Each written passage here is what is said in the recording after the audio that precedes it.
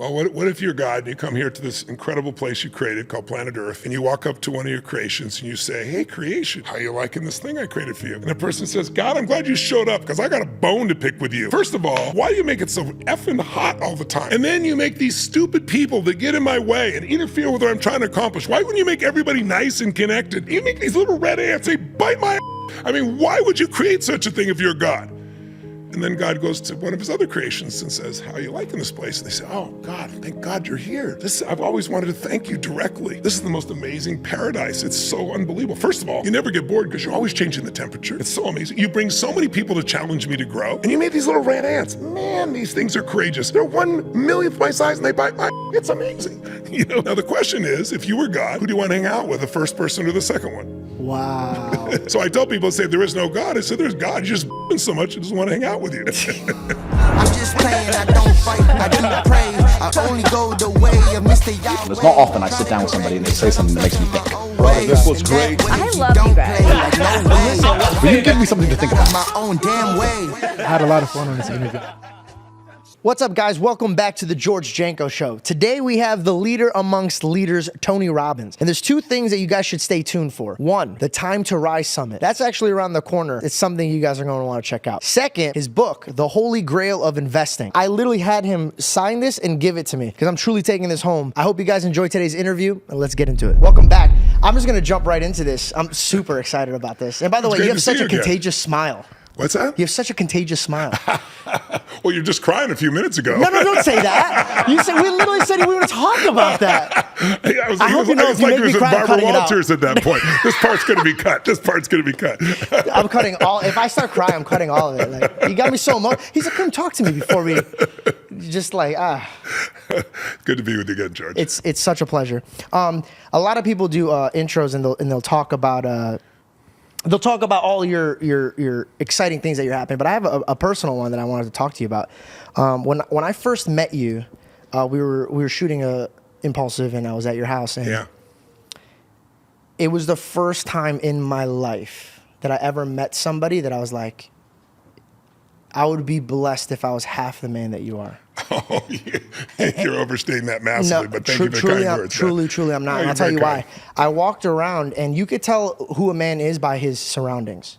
And from Billy to Rob to Casey to every single person you have around are so unbelievably joyful and peaceful to be around. Yeah. And I got a second to meet your wife, and yes. After we were done, you were showing me your slide and all of the trophies and the gym and then the bunker that you had. And we're walking around. I'm looking at, I thought it was an ocean, but it's the pool. And I sat there and I was like, you figured it out at such a level where there's a prayer that I've been saying now. When I was a child, I used to be like, God, use me for something great. Yes, that's my prayer before I go on stage every time. And I feel like both of us have gotten at least to a place where we have done something for God and his works here. And when I sat there, there's this prayer where I go, I don't want to be great in mankind's eyes. I want to be great in your eyes. Mm-hmm. And I want him to look down from heaven with all of the greats that are from the Bible and be like, that's our guy. And when I met you, I can't imagine what it feels like to be anywhere near the accomplishments that you have done for other people. When you look up at the stars, right, you see a bunch of stars, but there's always one that's so much brighter than the rest of them. And I truly feel that's how you look like from heaven. You might as well cut off now after that introduction. Yeah, dude. You're beyond kind, but I am very blessed, and I think it takes both. I don't have the delusion that it's me. I know that things come through, you want to serve something more than yourself. That sounds trite to some people, but it's really real for me. My prayer before I go on stage, every time I have this physical set of motions and things I do with my body to get myself ready so I can explode on stage and hold 20,000 people for 12 hours a day for 5, 6, 7 days in a row when they won't sit for a 3-hour movie somebody spent $300 million to do. But my prayer always before I is, use me, Lord. And I then visualize the impact of where people will be when we're done. And so I've been really blessed. And I've also had the privilege of doing this. This is going to be my 47th year. How old are you? 31. Okay, so I've been doing this 16 years longer than you've been alive, to give you an idea. So I could be an idiot at this point, and I'd have to notice there are patterns that make the difference in the quality of a person's life, in their spirit, in their heart, in their body, in their emotions, in their business, in their careers. And hopefully, if you keep growing and you're trying to serve something more than yourself, you're inspired. I really believe life supports whatever supports more of life. God, the universe, so everyone has different beliefs. Mine personally is God, but supports something that supports more. In other words, if you get a desire, desire, right? Latin means of the Father. So if you have a desire, you already have the ability to fulfill it. But certain desires will meet your needs and you're part of life, and so you get insights for that. But then suddenly when I married a woman who had been married twice before me and had children from both of them, and I adopted them as my own, all of a sudden I was 24 and had a 17-year-old son, an 11-year-old daughter, a 5-year-old, and one on the way. I don't know, there was a different level. I need to serve something even more. Then I'm trying to serve community. I'm not talking about virtue signaling. I'm talking about what you know in your soul. When you know you're trying to serve something more than yourself, you get insights that are indescribable. And they've come to me at all the right times when I've needed to be able to serve people over decades. And so, 47 years, my 47th year of doing this, I just feel so blessed. And the people you described are the greatest blessing in my life. My family and my chosen family, the ones I surround myself with, are just beautiful souls. And we're all on a mission, and our mission is really to have people have the most extraordinary life possible. And that means life on their terms, not mine, whatever they want. And they want to be closer to God. They want to build a beautiful family. They want to build a business. They want to transform their body. They want to move to a different economic level. I've been obsessed with finding answers for my whole life and having tools that really work.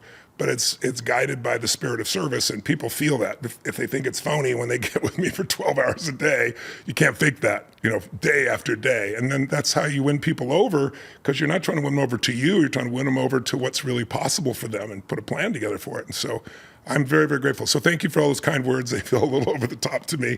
But I should have accomplished something after this many years, right? No, absolutely not. It's such a pleasure to be here. Thank you. The first thing before we even get into, because I have so much stuff that I would love to learn from you. I'm sitting here as a student. I'm not sitting here as an interviewer. Like I'm taking the moment, and also God willing that whoever's watching this could take this as well.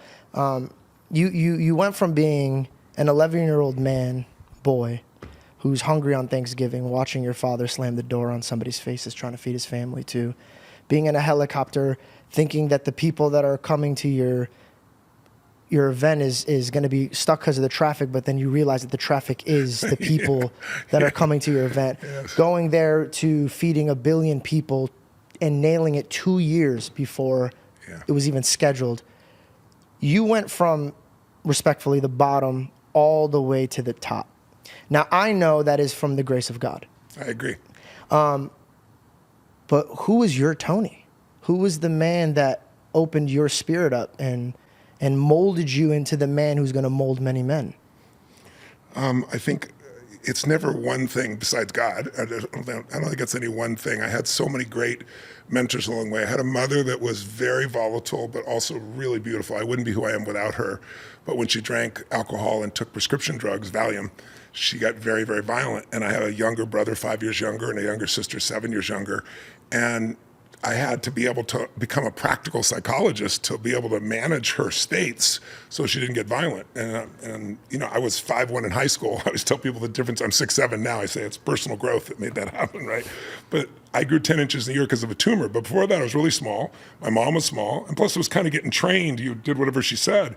And she would get crazy and pour liquid soap down my throat till I threw up, or because she said I was lying and I wasn't. And when somebody you love is trying to harm you, it does a weird thing into your head. But at the same time, I just felt guided to know that, look, all this is for a deeper reason. I don't know what it is. I had no clue, but I do now. I mean, it made me that practical psychologist, and those skills just grew and grew and grew.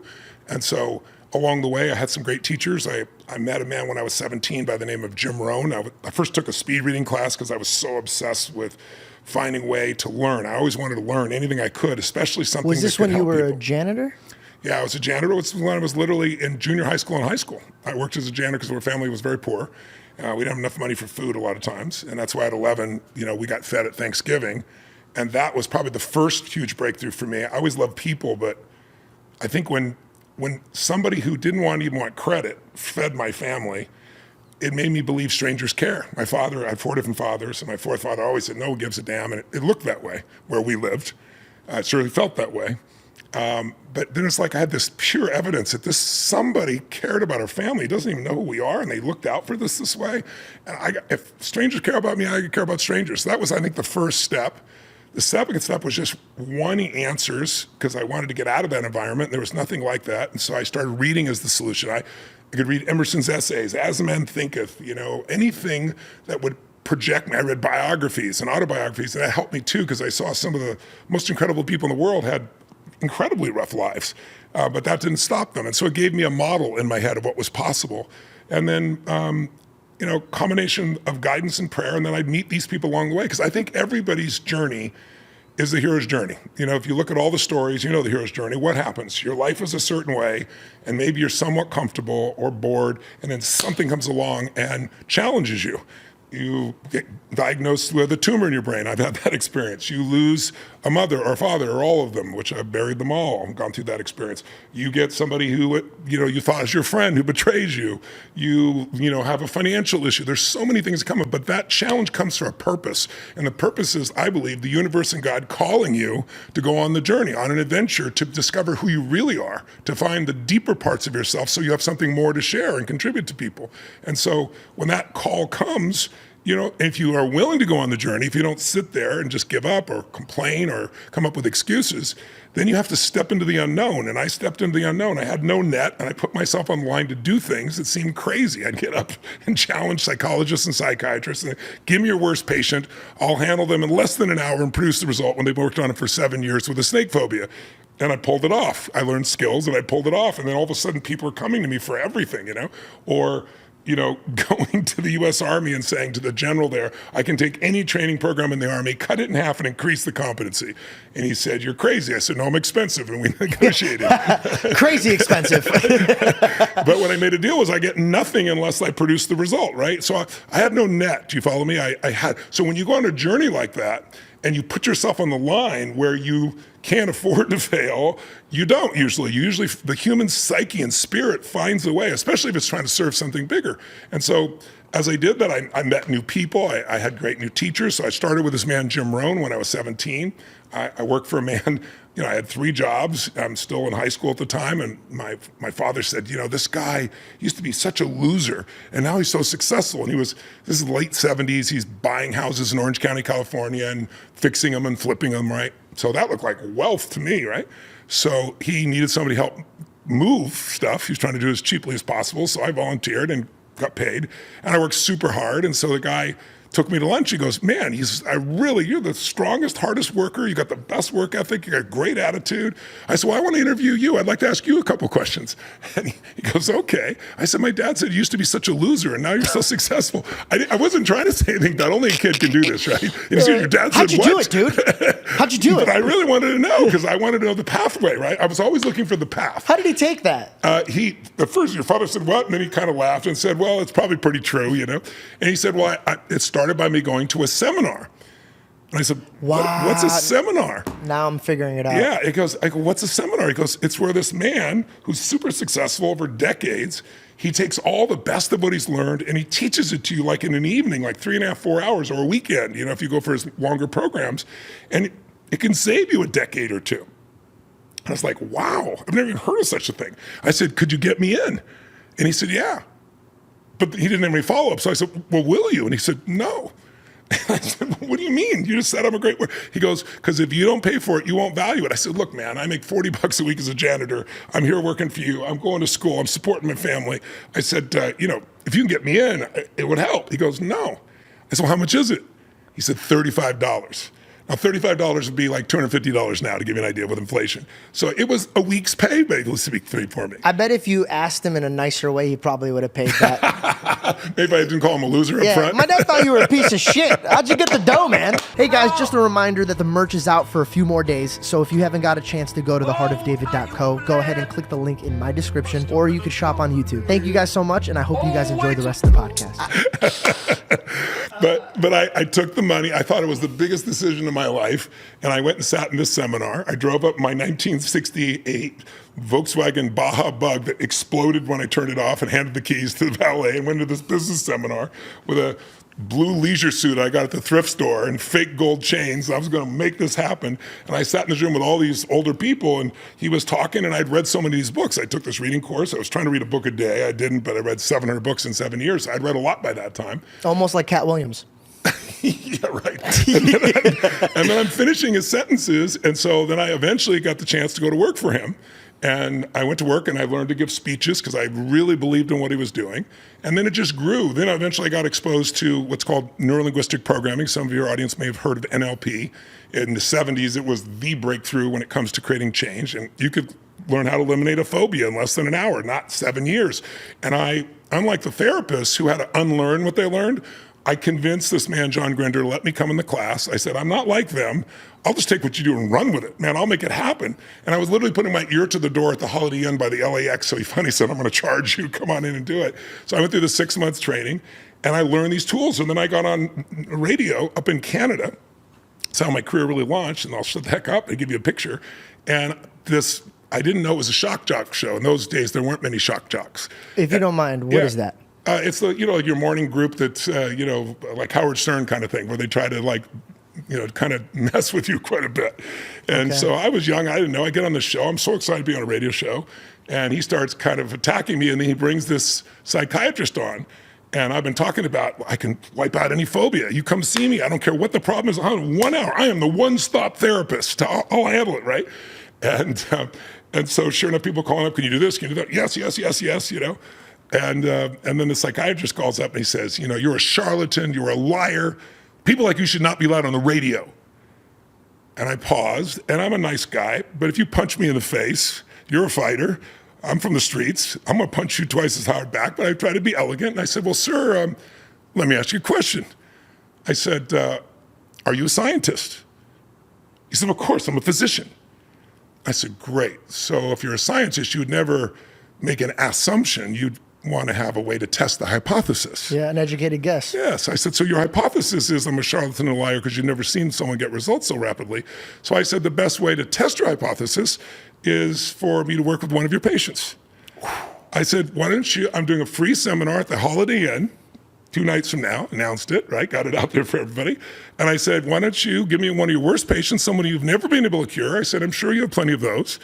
There's this long pause. Damn, Bob. 1, 2, bro. And he goes, and I said, and I'll turn him around. He goes, well, I can't make my patients do this. I said, well, don't you have a patient that would like to try something new? I said, you're attacking me. Why don't we test it? There's a long pause. I go, well, I do have this one woman, she has this snake phobia. She goes to sleep at night. She had dreams that a snake bites her on the face. I don't know if you've had dreams like that. They're so vivid. Your adrenaline pops out and she'd wake up. And this would happen sometimes 3 or 4 times a night. And I said, well, how long have you been treating her? And he said, 7 years. And I said, well, bring her down. That should take me 10 or 15 minutes. And I kept a straight face. And the guy's like, ah! And the radio guy cuts him off, says, see you tomorrow night at the Holiday Inn. So this is where my career really takes off, because I show up, and in those days, I was hoping to have like 50 people show up for a free event. 550 plus people show up. Yeah, no shit. I would show up. I'd be like, I got to see if this guy does this. That's what they want to see, the shootout between me and the psychiatrist. Oh, so the psychiatrist shows up too. Yes. Oh, this is a fucking show, bro. He's going to come there, right? So in those days, I don't have anybody introduce me. I'm brand new, so I'm looking around, and I don't know what this guy looks like. I don't know his name. He didn't tell me his name. So I'm picturing like a guy with a scared woman on his arm, like freaking out or something. And nobody, I don't know, when you hear somebody's voice, do you do what I do? I can't help it. If I haven't met them, I make a picture of what they look like. Yeah, of course. Yeah, so I got this picture of this giant guy, scared woman. I'm looking around the room, nobody's there. It's time to start. So I thought, he didn't show up. So I get up. I say, good evening, I'm Tony Robbins. I said, I'm here tonight to show you how you can make changes in minutes. You probably thought it would take months or years or decades. That's a big claim. And just as I say it, the side door bursts open like a movie. You couldn't make this shit up. And this guy about this tall, he's like, hey, what do you got about that? Why did you bring up his height? Just testing you. But he's like, he walks up and I'm standing on the stage. It's not a big stage, right? He's this little guy with this woman wrapped around his arm. And he just goes, and I wanted to shake his hand. He wouldn't shake my hand. He goes, here's the woman. And he walks off.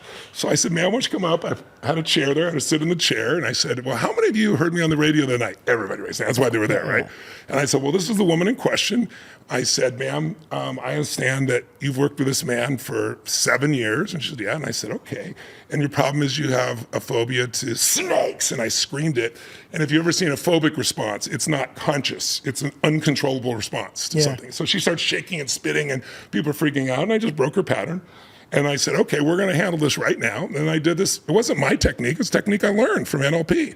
But I was willing to put myself on the line. That was the secret. Burn my bridges, right? So I had to succeed. And sure enough, it took me about 15, 20 minutes. And people are watching. And I did the process. I said, okay, now let's give it a test. How do you feel about snakes? And I yell snakes. No move. And I said, how do you feel? She goes, I feel really calm. I said, okay, just 1 second. And I walk behind. And on the desk back behind me, I have a bag. No. I swear to God. And I come in, and it was just a little gardener snake, but the audience sees the bag is moving, right? So they're already anticipating. Her back is to me. And I go, how do you feel about, and I put the snake in her face, about this far away, not in her face, literally. And she goes, oh, she starts to do that for a second. I said, okay, just let's stay with it, right? And then everything that changed in her body, this change in her nervous system that I created, was a simple technique. She calmed down, she's staring at this snake. She couldn't even think of a snake before. And I said, how do you feel about snakes? And she goes, they're not very attractive. And I said, this is they're a not show, supposed bro. to be. It was a show. It's what launched me. And I said, well, would you be willing to hold it? She goes, they're not very attractive. I said, look, you were shaking out of control thinking of a snake. Now there's one in front of you. You might find it attractive, but you're not shrieking, you're not shaking, you're not spitting. She's like, oh, she goes, I don't know. And the audience starts going, hold it, hold it, hold it, you know? And so she grabs the snake, starts to squeeze it. I said, don't kill it. It's this little tiny snake. No, she's like, no, I must kill it. Anyway, long story short, true story. At the end of that, I found my tool. I found how to get people's attention and prove what I did was real. And so then I stepped doing these free guest events, and I did everything you can imagine. I got people off some drugs and smoking, and I had a woman had not had an orgasm in 10 years, gave an orgasm without touching her, of course. And I had guys coming up to me going, could you teach me how to do that when I'm tired? You know? Wait, if you don't mind me asking. We'll talk about that off camera, but like, what the hell? How do you even lead up with that? How do you even talk about that? Men, I know you have problems with your women, but you don't even have to touch them. What happened to the therapist? Oh, he just turned red, and at the end, he couldn't believe it. He did not apologize or anything of that nature. You know, for the last several decades, to be fair, I was a young kid full of piss and vinegar, and I hated people going to a therapist over and over again for the same effing problem when I knew it could be changed much quicker. It's like you wouldn't have a phone from 15 years ago. It was a real phone. That's all you had. You'd be an idiot, right? Or a computer. They've not updated the technology in most forms of psychology and psychiatry. They're doing stuff from 150 years ago still. So I felt pretty intense, and so I didn't have a good interaction with him to a certain extent, to be fair. I mean, you took a long-term client. But at the same time, now I've trained they study my work and they get credits to be a therapist today. So it's kind of grown. I train therapists around the world at this stage. But it went from that to, okay, working with some great athletes and turning them around. I had a guy that wasn't supposed to make the team in the LA Olympics, and he not only made the team, but won the gold medal, and that built my reputation. And then next thing I know, I'm working with Gorbachev, and I got Mother Teresa and Nelson Mandela and Bill Clinton and sports teams, and it just grew and grew. And then all this was because I understood, and I want your audience to understand, if there's something inside of you that you don't like, a behavior, an emotion, a thought, it's not you. There's nothing wrong with you. It's a pattern. And we can develop patterns and do them so often that we think we're our patterns. It's just a habit of thinking, habit of motion. You don't overeat every moment. You overeat when you're bored or when you're pissed off or when you're worried, right? It's a pattern. And you can change any pattern when you stop thinking there's something wrong with you. But also, I've learned that anybody that's great at anything, you're an actor, I understand you do music, I didn't know that before, comedian, podcast, you are great at patterns or you wouldn't be successful. If somebody's a great musician, they know certain patterns. Now, how do you get there? 3 skills. First skill you gotta do is you gotta recognize patterns, because otherwise things seem random and it's overwhelming. Like the world seems random, like, oh my God, it's the worst time to be alive. It's such bullshit. I show people, like, they go, it's the worst time in the world politically, for example. There's so much hate. I can show you the postcards that were used that were posted by the two of the founding fathers, Adams and Jefferson. And if you read what they said, it makes Trump and Biden and everybody around them sound like they're the nicest people in the world. I mean, it's cyclical. We go through cycles, right? Just like seasons. So once you recognize a pattern, you can run a business. Once you recognize a pattern, you can know what's going on in the stock market. You can be a better investor. Once you recognize a pattern, you know what to do with your body for more energy. Recognize a pattern, you can decipher how to make a relationship work. But the first skill is recognizing. The second skill is learning to use it. And when you look at somebody who's masterful, pick any subject, in that area, in that domain, they know the best patterns and they know how to use it. Now you start, let's say you're gonna play the piano, by playing somebody else's patterns because they figured it out. Yeah. And then as you do that long enough, there gets to a point where you learn how to use it, and then you get to the third stage where you create your own patterns. Yeah. And that's when you become kind of the master of your particular domain, whatever it is you're really good at that, if you do it long enough and strong enough. So once I understood that, I started doing that with businesses. I realized business is a pattern. There's certain things that make them go, certain things that make, and so then I started building them. I started with one business and I was overwhelmed, and then two, and I did things that I really just thought changed the quality of people's lives, businesses I felt passionate about. And now I've got 114 companies who do $7 billion in business, and I couldn't even run one before. And it's all just because I know those patterns. So what I do is teach people those patterns. Help them understand the patterns that control them so they can change. Help them understand the patterns of something they want to master, their body, their emotion, their business. And once you know them, it's like you know the pathway to get from where you are to where you want to be. Then it just comes down to doing the hard work, because it's hard work. There's no way around the hard work part. But it's fun when you get momentum. And it's easier. It's like easier to succeed when you have momentum than it is to fail. And so that's been my life's work. So I'm now, 47 years into this, and I worked in every country in the world, 195 countries, and I have the most blessed life because I can go anywhere in the world, and I've helped so many millions of people that I get so much love, because when you pour out love like that, and you really deliver for decades and always up your game, you touch a lot of lives. And I've had people grow up with me. I remember when people started recognizing me, like, you're that guy. And then I had those infomercials for a while. I'm like, you're that real estate guy. No. Oh, you're Tony Robbins. Oh, you changed my life. Oh, now people come and go, I've been listening to you since, I was 25, and they're like 50 years old. Have I been around that long? I guess so. The answer is yes. So it's a beautiful, beautiful experience. But I share the story because you ask it, but I want you to know it wasn't a straight line. There's so many ups and downs along the way. If you see a straight line in nature, it wasn't made by God, it was made by a human, right? Because real living things go up and down. Now, if they keep growing, the up and down leads to something greater. And fortunately, I've not given up and pursued that and been guided and had, a lot of grace in my life along with the hard work. I remember being in your house and you made a joke. You go, I always wanted a trophy and rings. I just took a different route. And I'm sitting there, I'm like, what the hell? I go, you trained Serena Williams, Conor McGregor, 4 presidents. You have all of these leaders. You're the leader that the leaders go to for advice. And I'm not even blowing smoke up your ass. This is legit what people say about you. Yeah. How do you take great people and make them even greater than they are? Because now they're performing at a high level. Yeah. Did you have that same mindset with the man who's unfortunate with the champions?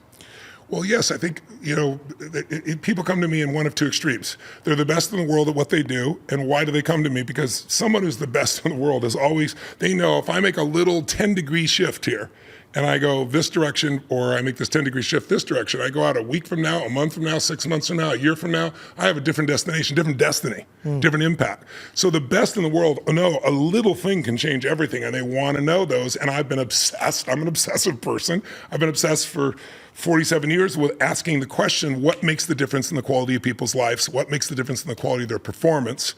Because it's not your background. Like, I used to think when I was growing up poor, we had no money, and my fourth father, and like, what's wrong here? And I remember thinking, well, it's like those people are lucky and we're just not. But the truth of the matter is, you see people that had the worst background whatsoever, and they just made different decisions. They just kept moving forward, right? So for me, when I look at people, the best come to me because they want to keep getting better. And the other time people come to me is when they're hungry. And what I mean by hungry is, if you see my audience, it's every color, every background, every age group, every country in the world. What do they have in common? It's not demographics. It's a psychographic of wanting more. And so you might want more because you just went through a divorce. You might more because you're you just had a birthday with a 0 on it, or maybe after 30, a 5 or a 0 on it. You start reevaluating your life a little bit. You might do it because you lost your job or something happened to the business. So pain can trigger that hunger. And some people, that's not pain. They're just hungry to be more, do more, and give more. That's my audience. I'm not for somebody in the lukewarm middle. They're not going to come in and go work day and night with me for 3 or 4 days and go, well, why do all this crap? It's not worth it. So that's not my audience. But when someone's in pain or someone has drive, that's my audience. That's people I serve. And so to answer your question, when somebody's great, I find the little things that take them to the next level, or if they've had it like an athlete, and they're having a slump, I go back and find it. Or a financial trader, I find out what were they doing at their best, in their head, in their psychology. I go to the very depth of what's happening. When I worked for the Army, I took the pistol shooting program that took them, almost a century to develop, and I cut the training in more than half and tripled the number of people at experts. How did I do it? I went and said, give me the 3 best experts in the entire military at shooting, at 45 caliber pistol. I never shot a 45 caliber pistol, never shot a gun before. And I told him I'm going to do this, right? Now I had a partner at the time. How do you sell this? How do you sell this? How do you go to the military and be like, never shot a gun in my life, but give me the 3 of your best? I didn't tell him that part. But I had a partner that was from the Special Forces and was John Grinder. He's the one who created NLP. So it was the 2 of us together. And then the day I'm supposed to go to the Army, after a year of going through top secret clearance and all this stuff, he calls me and says, I'm at the airport. I'm really sorry. I have this problem. I got to go handle it. You're on your own. So my guts are going crazy. I show up underground at this facility in Virginia by the security services, and they bring me the best guy in the Army, the best guy in I think it was the Marines, and then the best coach of them all. And they walk in, and they're like, 45, 50 years old, and I'm 24, and I'm in a T-shirt and jeans, and they say, hey, where's the teacher? And I said, well, you mean the instructor? I said, it's me. And they said, where's the teacher? And I said, it's me. Well, how old are you? I'm 23, 24, I just turned 24, I think. And they said, how long have you been shooting? I said, well, I've never shot before, but we're gonna have a good time today. And they're like, looked at me like, am I being punked? I said, no, I don't need to have shot. And you're gonna shoot a gun. So they give me a 45 caliber pistol. We're in this underground range, I'll never forget. And they're watching me, and I've never shot a gun before, right? And I'm shaking a little bit, and boom, and I put the bullet in the ceiling because it's got a kickback. Did not build rapport. But here's what I did, so you understand what I do to answer your question. I said, I will learn how to do this just like we're gonna train other people to do this, but I'm gonna learn the right way, your way. So we're gonna start with, pick up your gun, all 3 of you, and I want you to go through the very first step like you're about to go shoot this gun, and we're on the range, and I go, stop. And I figure out what they're doing in their head. And I discovered some things were idiosyncratic, like different for each of them. I look for the things that are universal, that's what works. And all of them, without knowing it, took the target, which looked a million miles away to me, and mentally brought the target right here. So in their visualization of the target, they brought it closer. Well, it's right here. You feel certain you're gonna hit it. I'm sitting there going, how am I gonna shoot this thing way the hell out there? So that was one of the things. I watched the rhythm of what they did. I saw what they did with their breath, how they held the gun. And so I broke it all down into steps until I found what they all had in common. And then I took a new group of people and trained them to do it. And in a day and a half, not 4 days, we qualified everybody and tripled the number of people at expert. And the colonel who wrote up the project to the general said, it's the first breakthrough in pistol shooting since World War I. So that gave me momentum. But that's how I think. I go and figure out what's those differences are. So when I train people, you know what I did? I didn't let them shoot the gun until they'd handled the gun over and over again with no bullets, with nothing perfectly, exactly like the other guys. And the first time they shot the gun, I literally put the target 3 feet in front of them. Boom, right through the center. Boom, right through the center. Hey, this is cool shit. And then took it 10 feet, and then 20. And then by the time we got it to 50 feet and more, these guys were performing at an incredible level. So it's these micro things. When somebody's in a tough place, like never been there before, then the work, it takes more work, right? But I love both. And I love doing the one-on-ones that I get to do with amazing people and challenge people. And I love being able to do, crowds of 20 and 30 and 40,000 people, which we did. I'm doing a seminar in a few weeks. Again, I did it last year for 1.5 million people for 6 days. I was a part of it. Billy got me into it. You're talking about the virtual one, right? Yeah, it was the virtual one, exactly. Yeah. Really fucking early in the morning. Wish it was. Wish it wasn't. I told Billy I'll meet you at the end and I'll turn that on. I was the lukewarm guy at that time. Faith. I want to circle to faith. Yes. I think that we're living in a time right now where people are starting to lack faith, right? I agree. And I feel like faith is like the foundation. I agree. And if you don't have a foundation, regardless of where you're building, it's always rocky. I agree. What's your thoughts on faith, and how does a man build his faith? You don't have to build it. You have to understand you were born with it. I'm not talking about your religion. I'm talking about your faith. We both share, we're both Christians, I know, but I don't tell people what to believe. What I think is important is that they find what is so for them inside. They find their connection with God. It's like trying to touch God, the story of the blind people touching God, and one touches the tail, and they all have a different perception of what God is. They're only getting a little piece of it. God's so much more than that, right? But faith you were born with, and I'll prove it to you. Think of all the people that are watching or listening right now, our friends out there, who get up every day and get in a car and drive it. How the hell do you get up, drive a car 65 miles an hour down the street? Well, there's nothing but a yellow line dividing you from other people coming 65 miles an hour at you, and you know, every single day in every city on earth, people get killed because the person on this side crosses that line. They fell asleep, they're trying to text, they're upset, they're drunk. Happens every single day of your life. How the hell do you do that? There's only one way, faith. Without faith, you couldn't make that drive. You would have to stay home and do nothing, which is pretty much what we did during COVID. People lost faith and thought a little microbe was going to destroy the planet, right? And it wasn't true. We all found out it wasn't true, unfortunately, the hard way, after all those shutdowns and all the problems and so forth. So without faith, we don't function. But faith is a muscle. And the more you use a muscle, the stronger it gets. Amen. Faith unused does not grow, it shrinks. Courage unused does not grow, it shrinks. Passion unexpressed does not grow, it shrinks. So, but if you use more of it and you rely on it more, you discover it's there. And what I found is, I personally, everyone is different in their approach. My wife is unbelievable. She's one of the most incredible human beings I know. She just has faith. I have to earn it. It's just my thing. I don't know. It's the way I'm there. It's like my way of earning it is over practice, over prepare, over deliver, be so ready to go, and then step into that room, and then everything I prepared for hours. My team will be working with me till 2 a.m, designing stuff for, a day's event, for example, 12 hours. And I got mind maps and ideas, and I stand out in that audience, and it all changes because I feel the people, I see what's needed. But because I've loaded my system, so to speak, I feel like I've done my part, and then God comes through you. Amen. You prepared yourself. That's my part.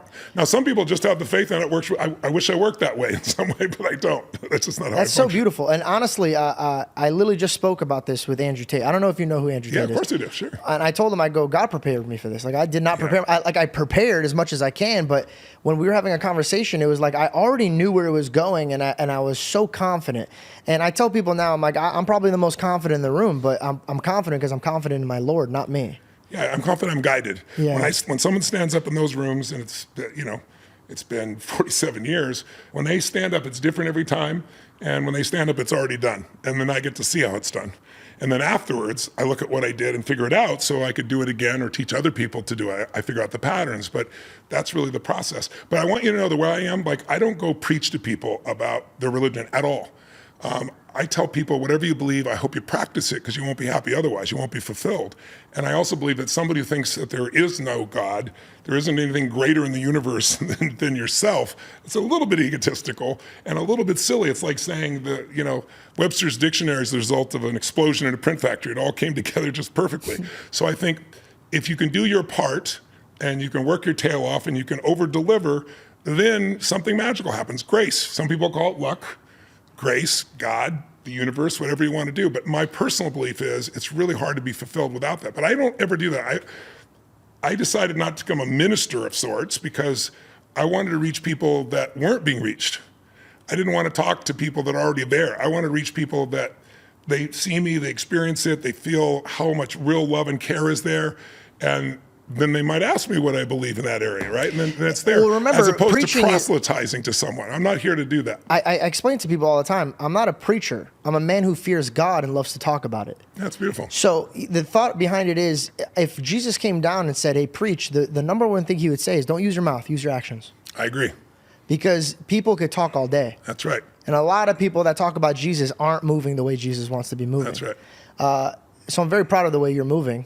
Not that you. you need my I could go to bed now that George is proud of me. I feel so much better. But before we but I always close, tell people, you can know who I am. You don't have to see how my lips move. You can see how my feet and my hands and my body has moved for 47 years. It's real clear who the hell I am and what I really stand for and what I really deliver.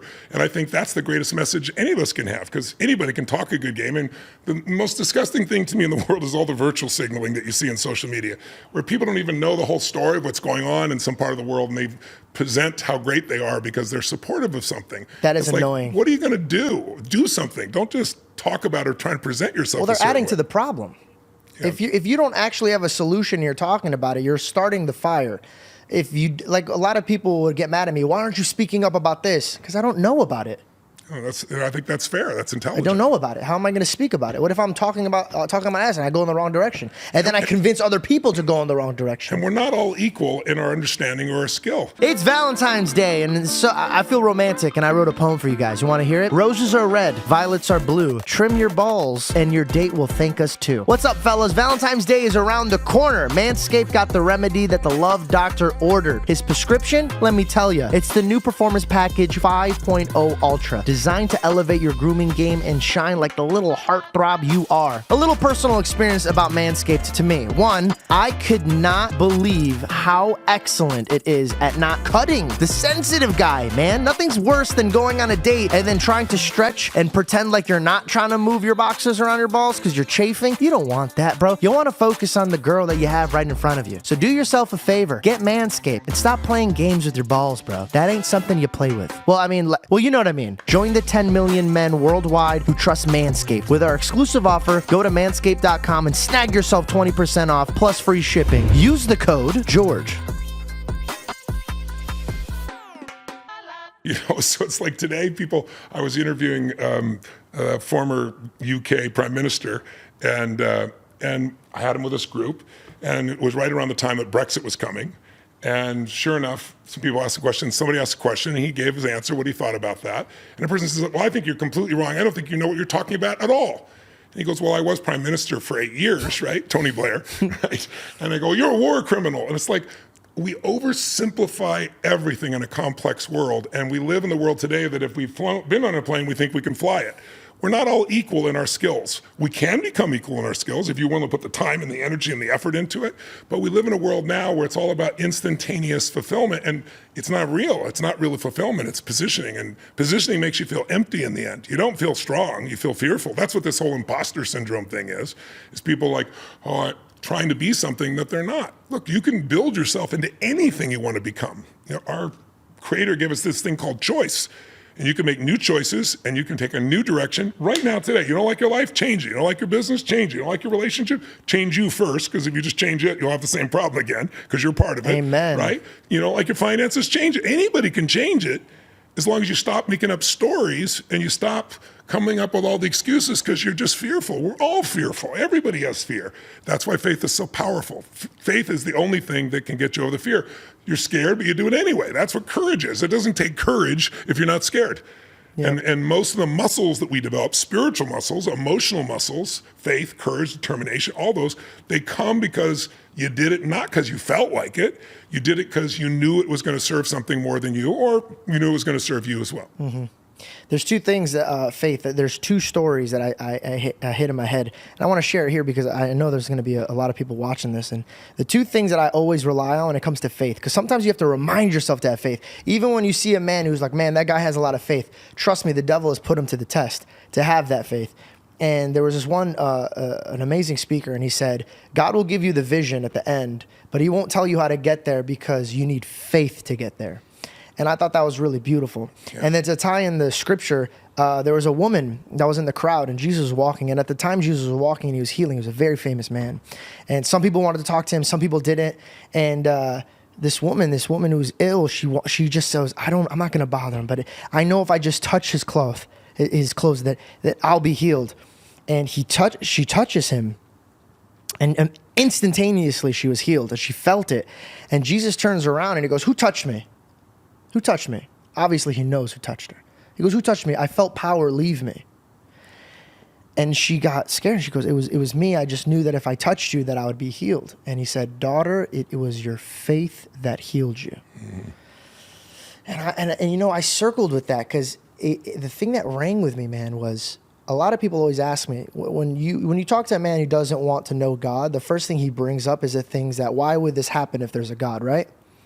And I think that everybody has the same tools. Yeah.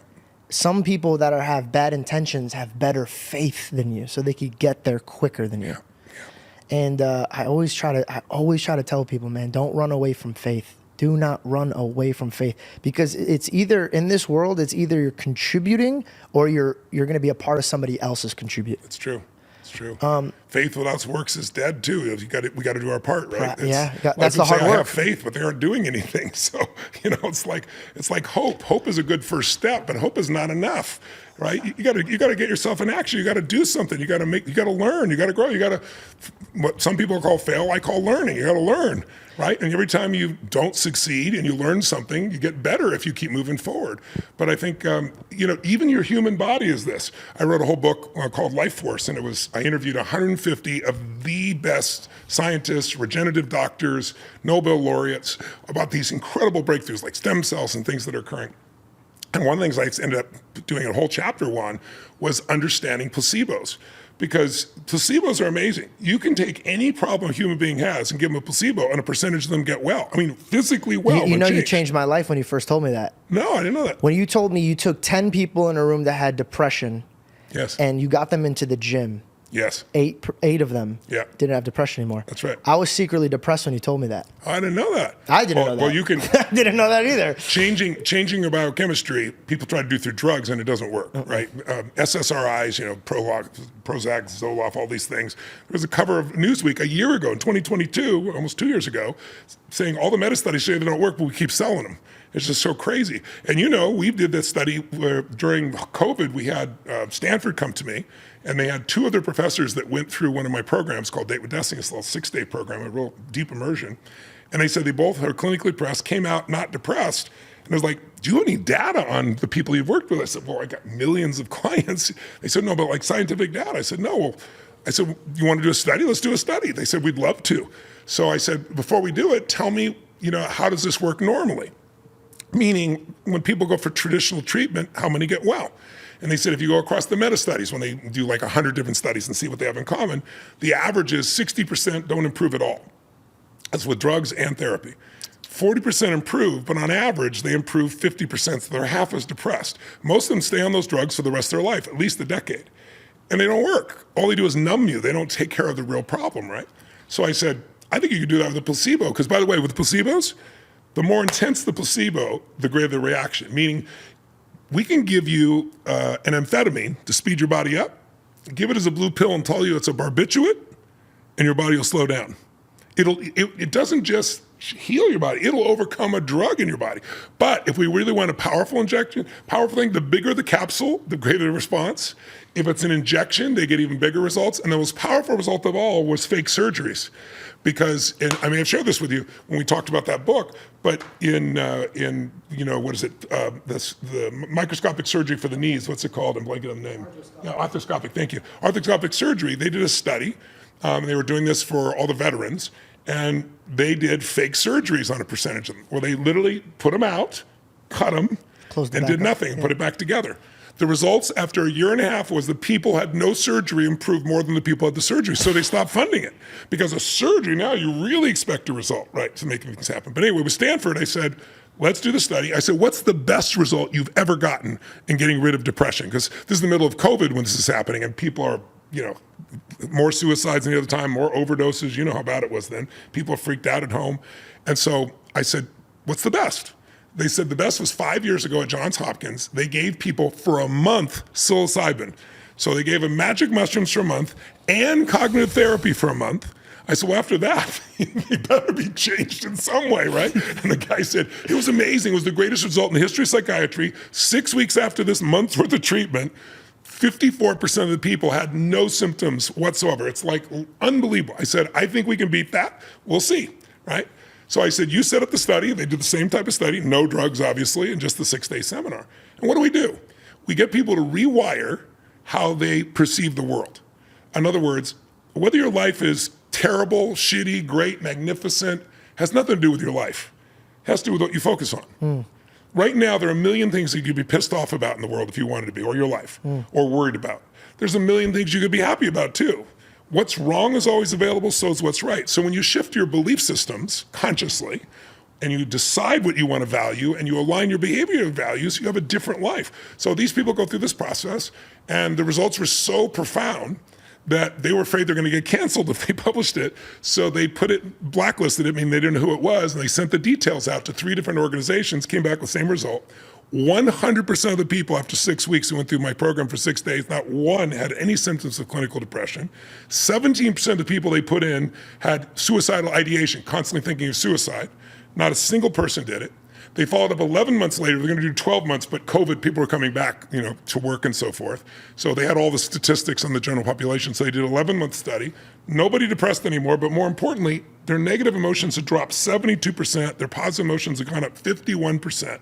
Now they're doing a 1-year study right now on engagement. In a business, the more engaged your employees are, the more successful the business is, the more profitable it is. And they look at engagement, disengagement, and active disengagement.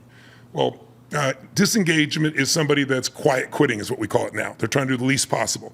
Active disengagement is loud quitting. It's they're pissed off and they're trying to hurt the company but still get paid for a period of time until they're gone. And during COVID, for those 4 years, we had the lowest level of engagement in history and the highest level of active disengagement, people angry. Like you see people on planes now, so mean, in restaurants and things like that. They were pushed down so long, now they've got this agitated state still that's going on. But anyway, the bottom line is, it's a 1-year study. Usually these are 1 month, 3 month studies, 30 or 40 people, 750 people for a year. It just completed. I only saw the 6-month mark. I'm gonna see the other, but they said it's incredible. The people literally made up, their engagement completely transformed, made up for 4 years and then some improved. And then for the 11 or 6 months I saw it afterwards, every month it got better and I never saw them again because they have a different psyche. So there's no question, and this was published in the Journal of Psychiatry, the first study I told you about. Not one phone call from anybody. And people are still selling those drugs because it's like we're so trained to be a certain way. But for people that are hungry and people want a solution, there are many. I'm not the only one, but there are many that actually work. And all you have to do is find them. There isn't a problem that we can't solve. Every problem that mankind has created, mankind can solve. And we're all part of man or humankind, right? Mm-hmm. Man or woman, doesn't matter. Yep. I recently, and correct me if I'm wrong, because I feel like you would know this, there was things that I had to practice. When I was depressed, I was hanging around with people I shouldn't be hanging out with. So I had to retrain my brain into behaving. And it was kind of like I was a psychopath. If I was angry, because when I was depressed, I was angry. So say somebody was walking by and he pissed me off, I would say something negative about him in my head. But then I made myself say 3 nice things about him in my head. Great. Because I was like, truly it was my fear of God, right? I didn't want God to make me look at me. And I didn't want him to look at me looking at another son of his and I'm just talking trash and then still asking him to come help me. And then when I was getting myself out of it, I learned, and I want to know if this is right, but your brain can't be depressed and grateful at the same time. Yeah, that's what we talked about before, exactly. I have a process I show people, the 2 emotions that mess up your relationships, that mess up your life, that'll mess up your career, your business, is fear and anger, right? Yeah. Those 2 extremes. And when you're grateful, as simplistic as that sounds, when I say grateful, I don't mean intellectually grateful. I mean, you really feel it. And I have a process I do every day for that I teach people to do for 10 minutes. And when you're really grateful, you can't be grateful and fearful simultaneously. You can't be angry and grateful simultaneously. So that's the power of that. One emotion is really powerful to rid or get it out of your body. And what you did perfectly was you caught yourself and broke the pattern. It was a habit. And you caught yourself, said, no, I'm gonna do this, and you did 3 new good things. Broke it, did it again, 3 new things. Now you had strong enough reasons to do it because yours is, I gotta do this for God. Not everybody has that belief system, but they might do it for their child. They might do it for their husband or wife. Most of us, I think one of the most beautiful things about human beings, what makes us gorgeous as beings, is that we'll do more for others than we'll even do for ourselves. And it's somebody you love, somebody you care about, whether it be your kid, whether it be somebody else. And so sometimes that's what's needed. But you need leverage. You had leverage, something that makes change a must. And then you have to rewire yourself. The reason these people lasted, by the way, they followed me. Stanford had a group that followed me for 3 years prior. And they measured my body when I'm in these audiences, 10, 15, 20,000 people for 12 hours a day, 4 days in a row, 7 days in a row in these stadiums. And they wanted to see what my body did. So they found all these interesting statistics like, I jump 1,000 times in an average day, one of those days, and I weigh 290 pounds. So every time I come down, it's 4 times your body weight. So imagine 1,000 pounds 1,000 times in a day, and I've been doing that for 47 years. How's your knees? My knees are actually great. My bones, though, are like, they did my bone density. They go, these are humans, these are ultra athletes. This is something we've never seen before, this gorilla called you, right? You know, because the demands were so intense. But also, you know, if you've ever been running with a friend, and you can't speak anymore, that's because the lactic acid has gotten to about a 4. I'm at an 18 and still speaking. I have the lean body mass of NFL defensive lineman, right? So they go through all this stuff and what I do. But the most powerful thing was they saw that every time I go on stage, there's this thing they call, when they do these measurements on like the Tom Brady's of the world, or they did them on the hockey teams that went over again, like the Tampa Bay Lightning. Teams that come from behind and win, they wanted to see what happens biochemically. And so they discovered something. So a guy like Tom Brady, he's down by 10 points. It's the 4th quarter of the Super Bowl and he wins. How on earth? He has this surge of testosterone, which makes you focused. It puts you in the zone.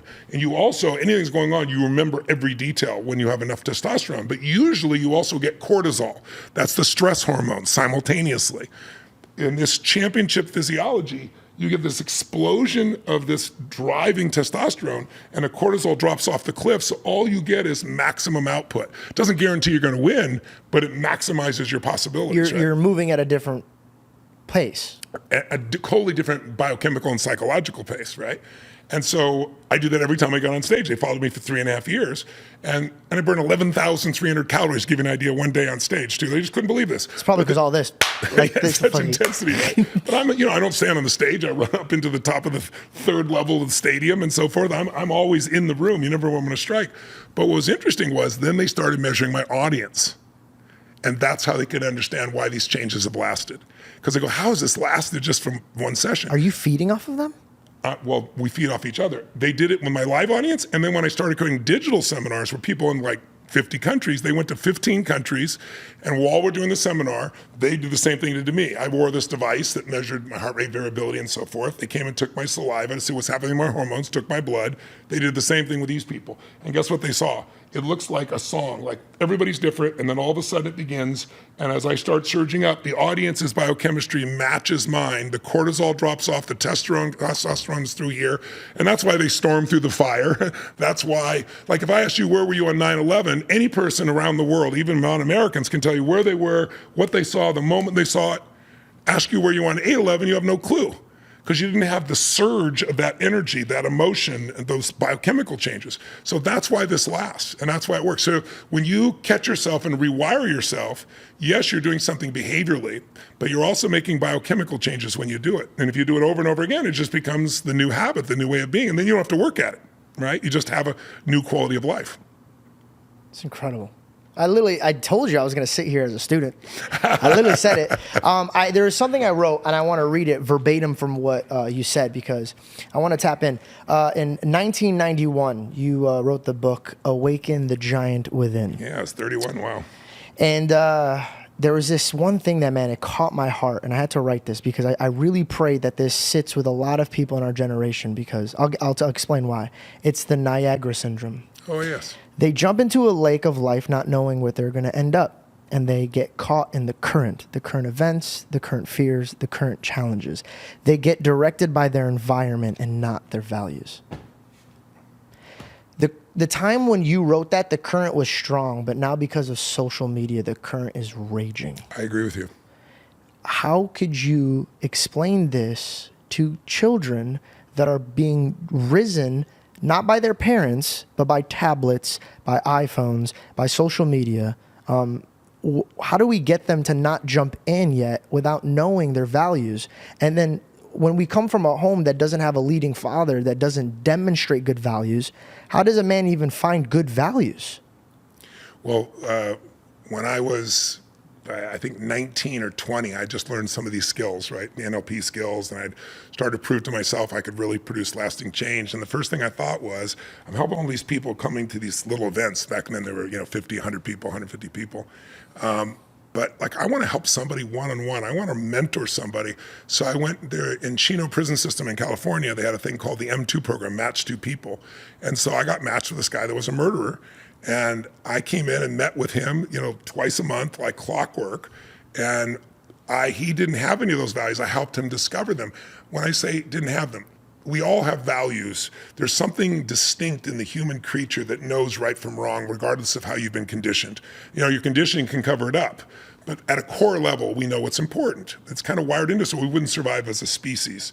It's why we succeed. We succeed not because of one individual, we succeed because we create communities that can solve any problem. One person can't solve a lot of problems, but a group of people can. So anyway, I worked in that environment, and I got to see that within a few months, I got him to change his physiology, because that's what I start with. Start with the body, and then you'll get the mind, right? Would explain this, if you don't mind me asking. Was he out of shape? Was he not? No, he's in prison, and he's doing nothing but being rageful, angry. But was he like that before prison? Yes. Okay. But in prison, it's magnified, as you can imagine. So you absolutely have to start first with your body. I start with the body. I think it's the fastest way to shift. There's lots of ways. Sometimes I start with other ways, but you just think about it. If someone is sitting here like this, and they're talking like this, and they make gestures like this, and they have this tone of voice, and they're defeated. They're totally defeated. They're going to be depressed. Their shoulders are down, their head's down, the breathing is shallow. You take that same person and you just put their shoulders back. As simplistic as that sounds, you move their body faster, you get them to speak at a different tempo, and all of a sudden, their entire biochemistry changes. What's up, guys? This video is sponsored by Life Cycle. When I opened up this package in front of my fiance's mother, she lost her marbles. She is so excited about this, and I'm excited to share why I love this product. This right here is Life Cycle's Biohacker Set. Actually, their most popular product because it covers from A to Z. Energy, stamina, stress, sleep, immunity, focus, mental clarity, gut health, and mood. Honestly, it covers it all. All right, I want to share you my Life Cycle. In the mornings, I take lion's mane, cordyceps, and chaga. This gives me energy 4 to 6 hours. I am just like a lightning bolt. All right, turkey tail might have saved my life. This might be a little bit too much information, but my stool is impeccable right now. If you don't know what stool is, don't Google it. The next two are reishi and shiitake. You're gonna wanna put these next to your toothbrush. I'm not exaggerating. Belle and I both took this before bed, and I have never had a night's sleep like that. Don't forget to use my code for the link in the description, and that is going to be George20 for 20% off. Seriously. Try this. You're not going to regret it. So I show people how to make changes quickly, but then to make it lock in, you need rituals, right? You can have lots of goals, but goals don't mean squat. It's like New Year's. People set a New Year's resolution, and 91% of people never even get close to covering it because they have this thing they want, but they have no plan, or they have a little crappy plan, but they don't have rituals, like things you're going to do every day that make it automatic, like the ones you're creating. Like, if I do that, I'm going to do this instead. You do that, do this. And after a while, you don't have to think about the ritual. It takes over. Yeah. It'll start to happen automatically for you, right? So when I look at these situations, like working with these people, I looked at it and said, okay, anyone can get those values. They have to be awakened. I start with a body. And so all of a sudden he started running, and pretty soon he's running 2 and 3 miles in a day, doing all these push-ups. And all of a sudden he's owning himself. He feels in control of his body. Once you take control of one part of yourself with discipline, I always tell people, my original teacher, Jim Rohn, used to say, discipline weighs ounces, regret weighs tons. Like, if you want to have a great life, you got to learn to discipline yourself. And if you discipline yourself in one area, it's amazing. You'll start disciplining yourself in others. And discipline sounds like a negative word, but what it really means is taking back control. And so I watched that. Then I started feeding him books to read, As a Man Thinketh. So he started to feel his thoughts are controlling and so forth. And, by the time he got out like 8 years later, he was a different human being. He was a loving human being, in control of his life, a peaceful human being. So the answer to your question is, it's great to have a father, but unfortunately, many of us, I had 4 different ones, they didn't stick around. Many of us didn't have that strong father, but we can find that in a mentor. Amen. And we're in a world today where if you're conscious, you can go find those mentors because those people are online, or you can join an organization or something of that nature. So the answer to your question on a simplistic level is, yes, it's great to have a father, but not all fathers are there. Not all fathers are great fathers. But there's always someone out there that if you can show you're out for something more than yourself and you're trying to accomplish something, somebody will move in your direction. That's the grace of life. But you have to first show you're committed. You got to show you're going to do something, in my opinion. That, to me, is what it takes. And social media, you're never going to teach these kids not to do these things. They're going to have to experience things, unfortunately, that are painful. What you really need is get to the parents. That's what really matters. But there's so many absent parents today because they're so stressed out. They don't know how to manage their own states. So it's not an easy thing. I don't pretend there is. But I think that's why communities, churches, environments where people are conscious about wanting to support one another are so valuable. And you can find it in many different ways, but you have to pursue it. God moves to those that are willing to do their part. I mean, faith without action is nothing, right? So it's like, you've got to do your part. You may not know everything, but if you start taking a few steps, you'll get momentum. You'll go on the journey we talked about, right? You'll meet new people. You'll have some new mentors. You'll face some new dragons, but then you'll learn to slay them. You'll develop skills and abilities you didn't know you had. You'll slay the dragon and you'll come home the hero of your own life. And now you have gifts to give people because you've earned it, because you've become someone. You weren't just sitting around telling people your opinion or virtual signaling. But look, the pendulum always swings very far, and then it swings back. We're swinging about as far as I can imagine right now in our society. Probably going to go further than I even imagined, but I think we're going to find balance. There's a lot of young people coming back to God right now. Amen. And the Z generation, they're like, it's amazing. People say they don't care. The millennials had a little different frame, not all of them, but some of them. But the Z generation is having a different piece. And I think that's the other part of history that's great. Like, if you want to know history, I'm going to give it to you in 4 sentences. Good times create weak people. Weak people create bad times. Bad times create strong people, and strong people create great times. It's That's literally the history of the world. It's a cycle that we go through. And right now, we're in the cycle where we have a lot of people that are weak.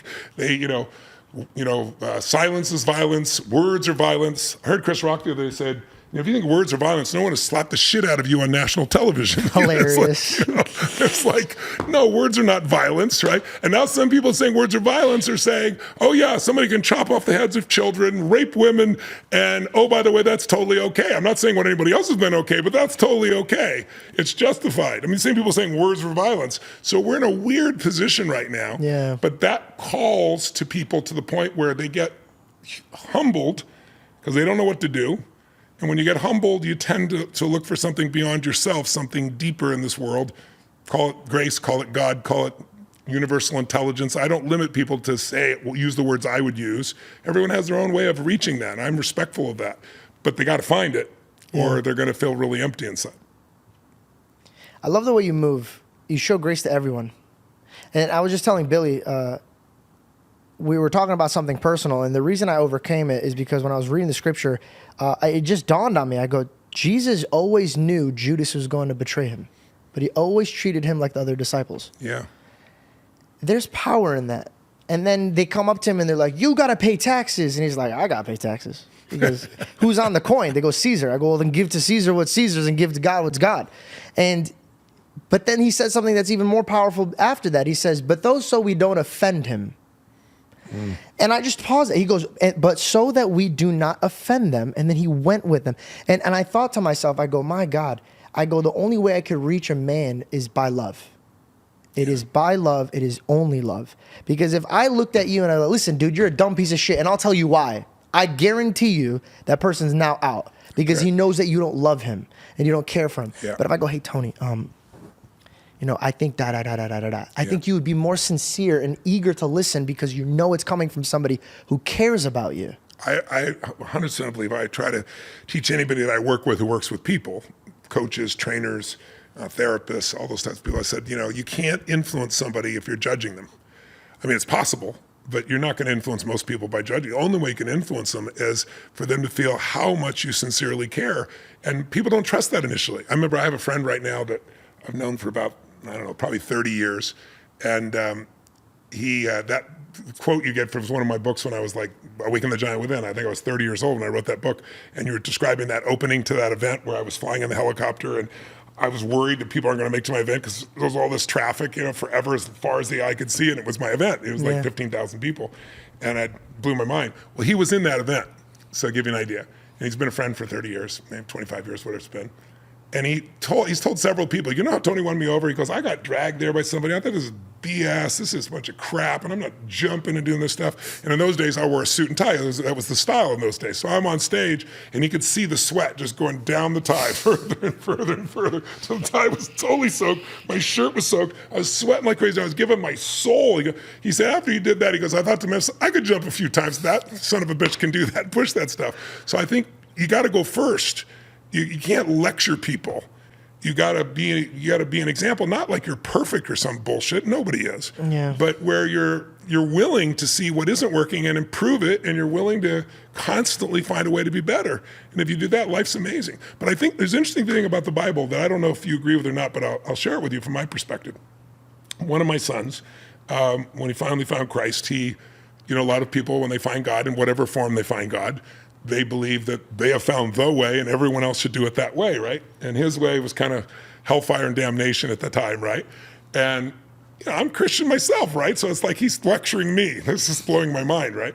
So one day I was in Fiji, I have a resort there and a time there, and I was with my wife, and I was like, I'm not going to influence my son by talking about this. I said, I need to read the whole Bible from beginning to end. I want to do it over the next 4 or 5 days. I'm going to go on a fast, which is I did. Amen. And I fasted and read the entire Bible in 5 days. My wife will tell you, no bullshit, read the whole thing, cover to cover. And it's quite a read. But when you read some might say the best in the world. You've sold a lot of books, but my man Jesus Christ is a little heavier than you, bro. Yeah. Well, I read the Old Testament and the New Testament, right? Let's So go. I'm reading both, right? Let's the whole go. thing, right? And one thing struck me that I thought was really interesting, and I went to my son with this because he was so locked up, and he's not like that now. He's much more, it's like I hate it, I often tell people the worst thing about Christians sometimes is Christians. Christ was not a Christian. We've made this whole thing up here, like this is how it is, right? My son was becoming like that. I didn't want that. But at the same time, you're so accurate with that, man. Like when I was speaking about Jesus, I made a joke to my mom. I go, the only people that come at me are Jesus lovers. Like Muslims are like, I'm so proud of you. Jewish people are like, I respect you. Christians are like, nah. I'm like, what? They all got their judgment on how it should be, what should be, right? As if they've had the direct communication. So anyway, I went to my son after I read this whole thing, and I thought a lot about it. And I said, honey, I just read the whole Bible from cover to cover. He's like, no. And my wife's there. She goes, he did, day and night in Fiji, 5 days, ate pineapple and watermelon and drank water. That was it. He fasted the entire time. I said, it was a wild journey. I said, it was beautiful. I said, and a couple things that, kind of came to me. I said, the first thing that came to me is God seems like a selfish bastard in the first half of that book. I said, he's mean, he's jealous, he's spiteful. I said, that's not my experience of God. And then I read the second half of the Bible, right? The New Testament is like it's not just about one, it's everybody, and everyone can experience this joy and this love. And I said, I got a question for you. Because he was like, this is what the Bible says. And rather than saying, look, the Bible has been translated by men, they're a group of Romans that may decide what went in and what went out. We found missing pieces of the Bible, rather than all that stuff, I just simply said, do you think God grows? And he looked at me and said, what are you saying? Is this a technique? I said, it's not a technique. I said, it's a simple question. Because I read the first half of the Bible, and God seems very selfish and spiteful and mean. And the second part, totally, completely loving. So I said, everything in the universe grows or dies. He goes, well, God knows what's going to happen before it's going to happen. He knows your thoughts. I said, I'll buy all that. But my question is not that. He goes, well, then you're saying it doesn't mean the same thing as the words. I said, no, I just said, does God grow? He really thought about it for a little bit. And I said, because my concern is your experience of God is through a minister, which I think it's a beautiful thing. But I'd love it if you'd had a direct experience of God, and that was what you're making judgments from rather than what somebody else told you. I'd love to have you read that same Bible and see what your experience of it is rather than someone telling you what it means through their filters. And that's the only thing I wish. I wish everybody's experience of God, quite frankly, was as unique as your signature. So instead of fighting over, you have to have my signature, everybody wanted to have their own individual signature, their own individual connection with God. That's the connection that I personally experience and the way I perceive God. Mm-hmm. And so that's why I don't try to make other people to be a certain way, or my way is, or somebody else's way is. I just want them to experience the joy of knowing that they're not alone and that they're made of something way more than their intellect and their ego. I love that you challenge your son in in ways that are uncomfortable. Because you know there's a lot of men that are like, I don't want my son to get like this. I want to get, and they spare the rod. Yeah. Do you get what I'm saying? Yes. Listen, the reason I have my utmost respect for God is because my father made me respect him. Yes. And so I had a way to look at my father. I'll give you an example. People are like, well, I'll wait if God presents himself, then okay, listen. Listen. My father is an Assyrian man that has flesh.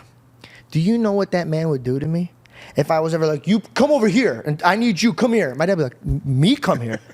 Me come here? And then he would dismantle me where I stand and then reshape my mind to know that there comes with respect. Yes. I have to respect my father. I'm not going to make my father get up so he could come to me. I'm going to get up to go to my father. And I really, really do feel the same way that we communicate right here. You'll understand me more if there's love. Yes. If you're not coming and presenting yourself fully humbly and surrendering yourself with love, I don't think God's going to even want to talk to you. Well, what if you're God and you come here to this incredible place you created called planet Earth, and you walk up to one of your creations and you say, hey, creation, Mrs. So-and-so, Mr. So-and-so, how you liking this thing I created for you? And the person says, God, I'm glad you showed up because I got a bone to pick with you.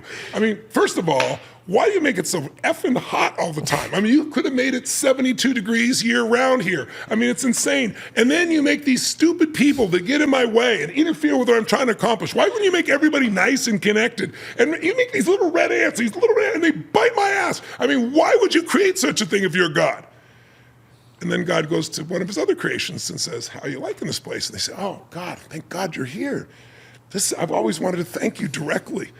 This is the most amazing paradise. It's so unbelievable. First of all, you never get bored because you're always changing the temperature. It's so amazing. You bring so many people to challenge me to grow. And you made these little red ants. Man, these things are courageous. They're 1/1,000,000th my size and they bite my ass. It's amazing. You know. Now the question is, if you were God, who do you want to hang out with, the first person or the second one? Wow. So I tell people, say, there is no God. I said, there's God. You're just bitching so much, he doesn't want to hang out with you. I got a Christian joke. There's a bunch of scientists. Okay. And they're like, God, I don't know if you knew about AI, but we figured it out, buddy. We don't need you. In fact, they all smirk at each other like, we could create humans now. And God sits back and goes, really? He goes, oh, yeah. Oh, yeah. He goes, okay, show me. So they look at each other, knowing the Old Testament. They grab dirt with their hands, and then he goes, that's mine. Get your own. It all comes from God. That joke always made me laugh. I wanted to share it with you. But with my son, what interesting thing is, to his credit, was, it created an opening because it created a thought that couldn't get out of his head. Does God grow? Okay, well then I want the Bible to guide me, but I also need to do my part and see everything is evolving. But the core principles of love, they're part of every religion, truthfully. What is the core? Treat thy neighbor like thyself, love thy neighbor like thyself, right? Which, by the way, implies that you would actually love yourself, not fake love, ego love, but a depth of caring for yourself, because as you care for yourself, you care for others. When you're beating yourself up all the time, pretty soon you can't handle it. Now you're in other people's faces because you're so raw, you can't handle it anymore. So I just think there's certain universal principles that can bring lasting happiness. And the most important one of life, I believe, besides love, is growth. Because when you grow, everything grows or dies. Yeah. And if you don't grow, you pay a big price. And when you do grow, you have something to give.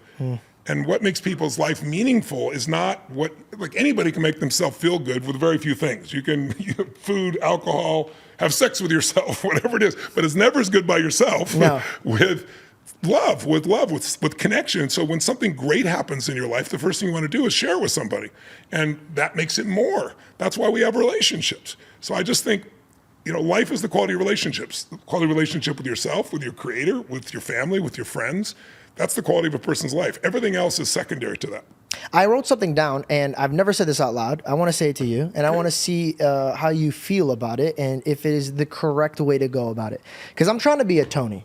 Well, I don't know if there's a correct way for anything. There's many ways to get places. There's some more enjoyable, some that are easier, some that succeed faster. But I don't have that right-wrong mode within me about how to go about something, because there's so many ways. And I think that's the beauty of life, the diversity of life. But I'd love to hear what you're going to say. That's exactly what Tony would say. I'm reading through comments, and I always ask God, I go, I want you to challenge my heart on things you want me to talk about. So that way, when I see it, if I know that there's a great amount of people that watch my stuff, and I just figure out, just give me your wisdom, right? Like, how do I figure this out? And I've been journaling this thought because I feel like we live in an industry, not in a generation where we have identity issues in all shapes and forms. And the one identity issue that I see more than anything is I don't know who I am. I don't know what I want to become. I don't know what my passions are. I don't know anything about myself. And something came to me, and I wanted to bounce this idea off of you. This is my hypothesis. Yeah. Maybe you don't know who you are because you haven't revealed who your creator is. Yeah, very, very. If I broke my car and it's a Toyota, I'm not taking it to Hyundai, because the first thing they do when they pop open the hood, they go, I didn't create this. I don't know what's inside of this. Yes.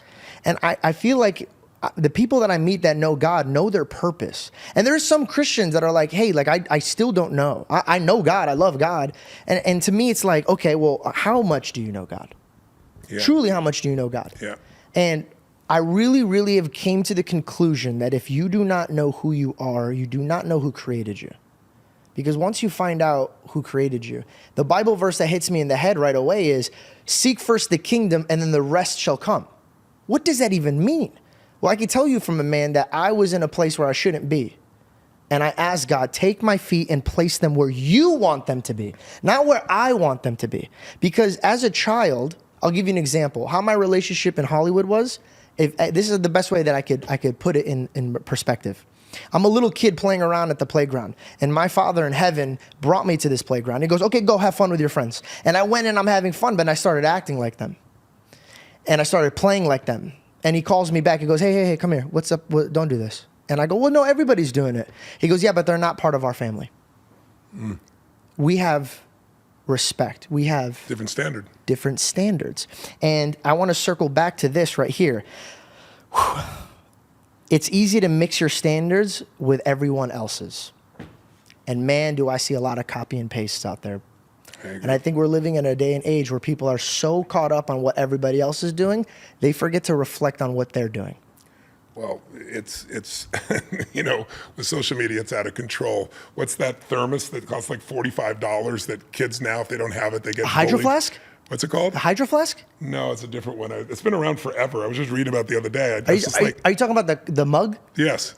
I just read about it. Like 5 women like took it out. It was like the company was broke. Yeah, it's been around like since 1910 or something like that. And now these kids, they all want a $45 thermos because they see everybody else in TikTok has it, and if they don't, they get bullied. Oh, that's not really one of those. That's how insane it is. But it's always been insane. It's just more insane with social media. It's magnified it. Yep. And I just think, look, the pathway to finding, quote, your purpose, I think the biggest mistake is thinking you have one purpose. We have lots of purposes. We have different purposes in each day. There might be an overriding purpose to grow, to give, to contribute, to love, whatever, to be an expression of God that you'd be proud of, that God would be proud of, whatever your belief is. But there's so many purposes, and people get caught up in having to create some big purpose. You know what my purpose is? To help. It's really simple. I get calls every day of my life, and it's like, especially now because the stage of life I'm in and because I have so many different skills and businesses and so forth. Somebody's got a challenge in the business. Somebody's got cancer. Somebody's got Alzheimer's. Somebody is worried about something with their kid. And it's like, I take great joy, even though I only have so many hours in the day, if I can help, then that's what I want to do. And it's like, I don't need to make this grand. I used to have, I'm going to help billions of people. I've done all that, millions of people. It's just be helpful. To me, that's an expression of love. It also doesn't have the ego that I have all the answers. It's just, I can be helpful. That means you're going to do your part too. That's why I always tell people, I'm not your guru. You know, people try to make me in a guru early days. I mean, I'm not here. You're not broken. You don't need to be fixed. But I can be helpful because I have some insights because I've focused on something for 47 years. You're a tool. Just like you could teach. I don't know squat about singing, and that wouldn't sound very good. Hey man, don't take lessons from me. Or music or whatever, right? I have my own enjoyment of it, but I don't have those skill sets. So everybody, I look at everybody in my life and I go, I think this is why I get along with so many different levels and qualities and types of people in countries. I can enter a country because everybody I meet, I believe, and this is no bullshit, I believe they're superior to me. I see you as superior to me in some way. I don't know what it is yet till I meet the person, And you might be superior at something I don't want to be superior at, like feeling depressed, but you might be better at it than I am. But you're going to be better at something because you have different life experience. So it makes me respect you. It makes me hold you here, whoever you are. And people feel that. They feel respected. They feel loved. They feel cared for. At the same time, I'm no like a wilting flower. I know who the F I am. And I also know I'm superior to every person I meet in some areas, not because I'm so superior, but because I have a different set of life experiences and I've worked at it for 47 years and every day said I got to do it better. And so that makes me feel equality with people. And when you have that equality, then all that other crap goes away and you're not worried about what everybody's thinking and doing. And some of it, honestly, George, is just the experience of living enough life because, there's stages of life where you get to where you just finally say, I don't give a shit. Like when you're in your 20s, you're kind of trying to prove yourself to yourself or to other people. Maybe your 30s, trying to figure things out. Your 40s can be, you look at seasons of your life, 0 to 20, you might have to go to work early like I did or some families do, but you're kind of looked out for it to some extent. Other people are teaching you what to believe. 22 to 42, you're the soldier of society. You go out and say, they told me that crap, but I'm going to find out what I believe. I'm going to test it. I'm going to be president of the United States, a billionaire, and have 150 relationships simultaneoly, and everybody's going to be happy. And then you go out and find out relationships are more complex than that, and you're not the president, and you're not yet a billionaire. And so it humbles you, and then you look to grow. Then you go like 42, 43 to say 63, that range. If you worked hard in the first 2 seasons, if you planted in the spring and you took care of it in the summer, you're going to be reaping. You're going to be in a position of impact, of power, of quality of life. If you're in business, you're going to be successful at what you do because you've learned and grown. You've been through all the ups and downs, right? It doesn't mean you're done. And then, you get, say, 64 to 84 to 104 to 120, the oldest human being, somewhere in that final season. Then you're in a mentor relationship. You've lived enough life. You don't need to prove anything to anybody. If they know who you are, great. If they know, who cares? Right? Quite frankly, do you want them to like you? If you're a human, you like people, yes, but it's not your life and death anymore. And so you're not tied to that proving to yourself or other people. You just want to serve. And I think not everybody gets there because not everybody grows during all those seasons. But if you really grow during those seasons, I want people to know, you look at all the studies, the most difficult time, most happy time for most people is 22 to 23 to 43 range. And then the next most, and it starts to be enjoyable, is in that 43, 63. If you're healthy, the strongest time in life, the happiest time for human beings is 64 to about 84 if they stay healthy. Because you know what matters most, it's relationships. You know who you are, you know what you believe. You're not being pushed around by the wind, you're not trying to prove anything. And I wish more people knew the pathway that's really real so that when they're in the middle of that crap, they could still have a compelling future. Because I think that's what's missing when you talk about depression. Our society is in a winter season. This happens about every 20 years we go through a season. When it's springtime, everybody's optimistic, everything's going great. Think of, if the Roaring 20s. Pardon me? The Roaring 20s. Yeah, that's even more like fall. Springtime would be more like after World War II. After a winter, a really rough time, people wanted to have babies. They had sex like crazy. They didn't want to be part of war. They wanted to build and create. And we have this society that's very optimistic. Then you go through the 70s and 80s after 20 years of that, from say 45 to around the time John F. Kennedy got killed. Now it's a summertime. It's hot. It's difficult. There's fighting usually historically between older and younger generations during that time. They don't go to war. I don't want to go to war. Then you make it through, exhaust that, and then there's a fall. Life is like really easy, really tough, really easy, really tough. I mean, if you're God, you have the nighttime, the dark night of the soul, you have the morning where it all is brand new again. You'd set it up that way, right? And it builds muscle, it makes you stronger. Well, in the fall season, if it's a fall financially, then, people want to give you a house even though you don't have a job, right? You remember those days, right? Money flows, stock markets go crazy. And then eventually you go back to winter again. And we're in winter, where people are seeing the worst case in almost everything, in each other, in society, in the future. Oh my God, it might be World War III. Oh, are we going to survive? And it's exaggerated during that time. But we get tired of being fearful, and we start to grow, and we stop being as judgmental because it takes so much energy to be upset all the time. Right now, people still get energy from being upset. But pretty soon they'll start to burn out and people start to look for something new. And that something new will be a new springtime, and the world will be different. There's going to be some major changes in this world. They have to be. But it's not a bad time. Does knowing that give you can peace? ski and snowboard in the winter. You can be with your family. You can have a great fire. You can build a business. It's a great time. Don't be mad at the season. Use the season, but don't think that when it's bad, it's going to be bad forever, or when it's good, it's going to be good forever. Life is cyclical. History is cyclical. So it's like you want to take advantage of the season you're in and have some perspective. If you were born in 1910, I think I shared this with you guys before, but for your listeners, if you're born in 1910, you don't have to be history buff. Just remember that first season of springtime is 20 years in your life, right? You're born in 1910. While you're growing up, we go through World War I. It's scary, but you're protected. You're not going to war, right? You're a kid. And some tough times, but then we win the war, we come back, and then there's this explosion of technology, just like now. In a short period of time, a few decades, we got radios, televisions, we got cars, we got airplanes. We have tremendous economic abundance after all that, right? It's a big fall. It's wonderful, the roaring 20s. You're born in 1910, 1920, you're 10 years old.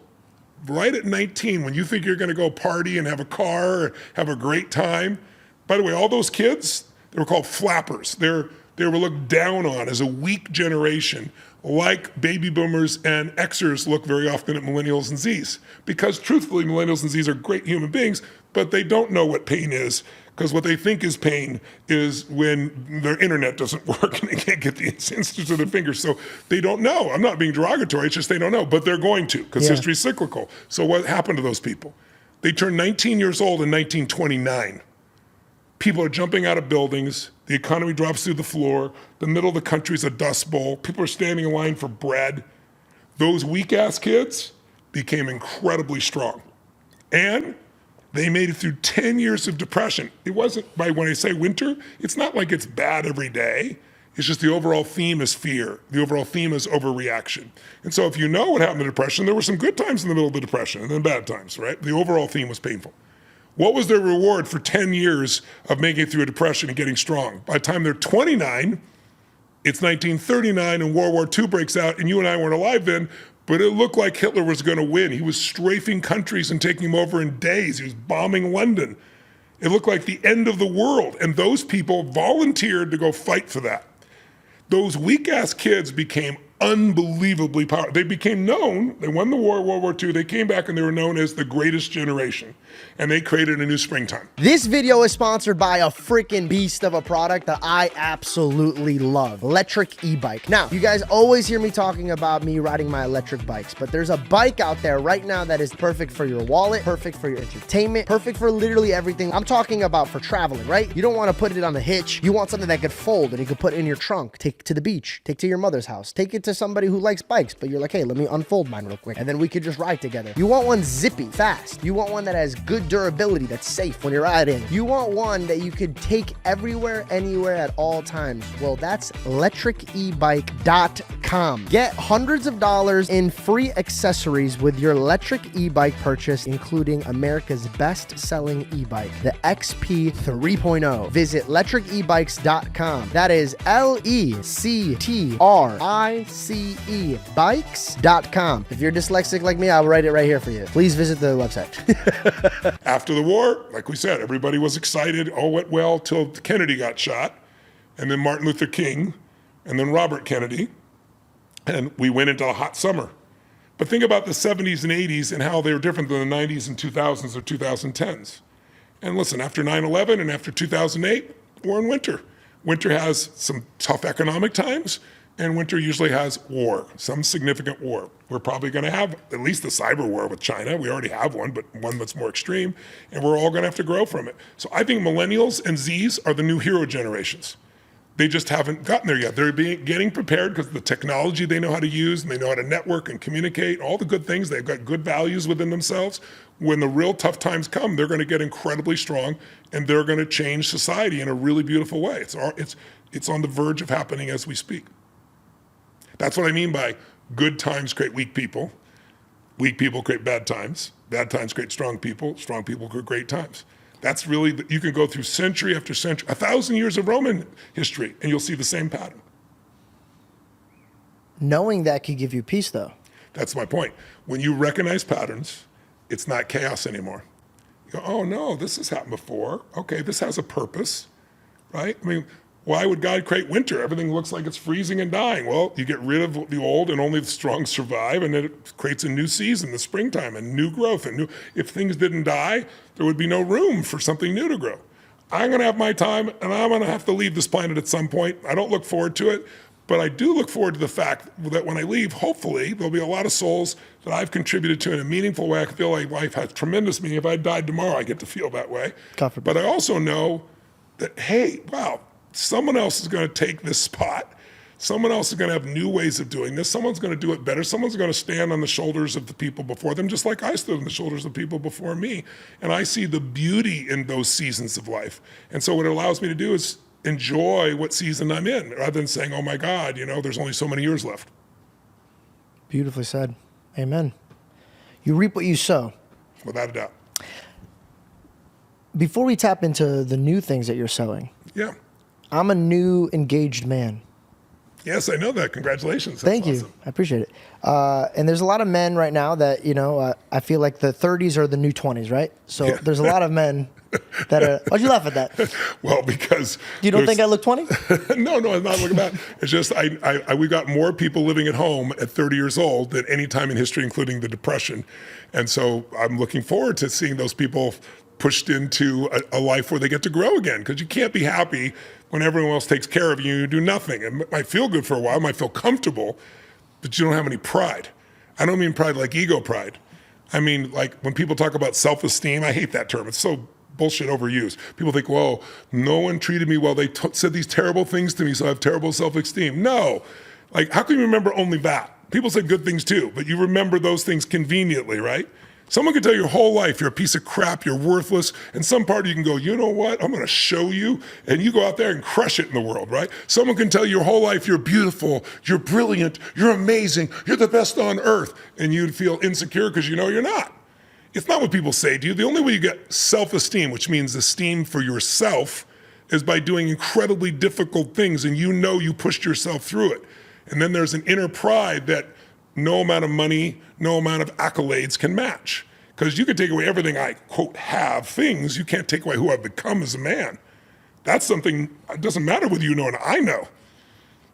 My children know. I want to jump into this before I jump into the engagement thing, because this is actually, I grew up in a house where my parents sat me down and they're like, when you turn 18, well, they used to say, we're not Amerikaya. And in Assyrian means we're not American, which is weird because we were American and I was in America. So imagine growing up in the fucking house that I had. I would get grounded for failing English and be yelled at in broken English. Like, bro, like, you know what I mean? Like, you fucking come do this homework, guys. You're my example. You want to know why I'm failing? You guys. But they would be like, we're not Amerikaya. When you're 18, this will always be your home. That's beautiful. I left when I was 21. But in my culture, we never were like, hey, when you're 18, you're a man, get out of the house. That's scary when you think of that. My parents always encouraged me to go be my man, but they always reassured me that I'd always have a home. Yeah. And even when I go to their house, I'm like, oh, I'm going to my mom's house. They'd yell at me, this is your house. Stop saying it's your mom's house.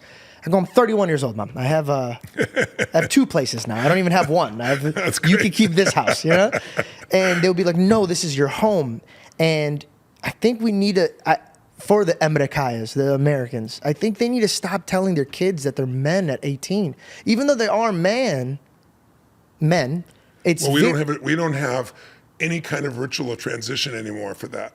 In many cultures in the world, you have to do something at that age that makes you a man. You have to get up and leave the tribe. You have to go out, go on the hunt. You have to jump off that pole and survive. They have all kinds of rituals that make this transition to being a man and not just a boy. Now, I think keeping the boy alive in you and the man is important. I think they're both important parts of ourselves. Childlike heart. Yeah. So, but I think we're missing that piece. So just say somebody's a man because they're 18 or 21 doesn't mean anything today, because there's no challenge, there's no push, there's no requirement for you to be able to stand on your own 2 feet completely. But I think it's beautiful. With my kids, I've told them all, you are loved. I've told them every way you can. You're loved, you'll be loved forever. You'll always have me in your corner. My respect you have to earn. My love you have. My respect you have to earn. It's different. Because I don't respect you if you sit on your ass and don't do anything. You don't contribute to society. You don't find a way to give back. I mean, life is not here so we just get everything. I think that's the mistake in a relationship, by the way. In the beginning of a relationship, every relationship's easy because it's all chemistry. So everything's perfect and easy. When the chemistry wears off because you run into a problem with your child or in your business or somebody gets ill or something, then what happens is the polarity, the opposite energies often become the same. Both people get masculine to deal with the problem or both get feminine. And there's no alternate energy. You got north and south pole, opposite energies create life. You put a plug in, opposite energy creates that electricity. So when we lose that in a relationship, it's also usually because we're looking for someone there to give us something. A relationship's a place you go to give, not to get. Serve. And if you really go to serve in a relationship, then you're never gonna feel empty because the love you express, you feel. But if you're waiting for someone to meet your needs every moment, it's a very different experience. So I just think that life is calling to us to bring something to life. We're responsible to life for something. It's not life is responsible to us. Yep. And unfortunately, our culture, and COVID did this as well. 2008, somebody young may not remember, but it was a brutal time for people financially in business. The difference is the government didn't send you a check. So you had to figure out what the hell to do. This time, now no one wants to go to work. Why should I have to drive to work? Why should I have to work 9 to 5? Why? Because it's how you develop skills and character so you can be free and add value and do other things, but because you're here not just to get. But now when people think they're just here to get, they're miserable. You see all the studies right now, people are more unhappy than they've ever been in their work, and they don't want to go to work. And by the way, some jobs are better at home. I understand that. You write code or something, it might be better.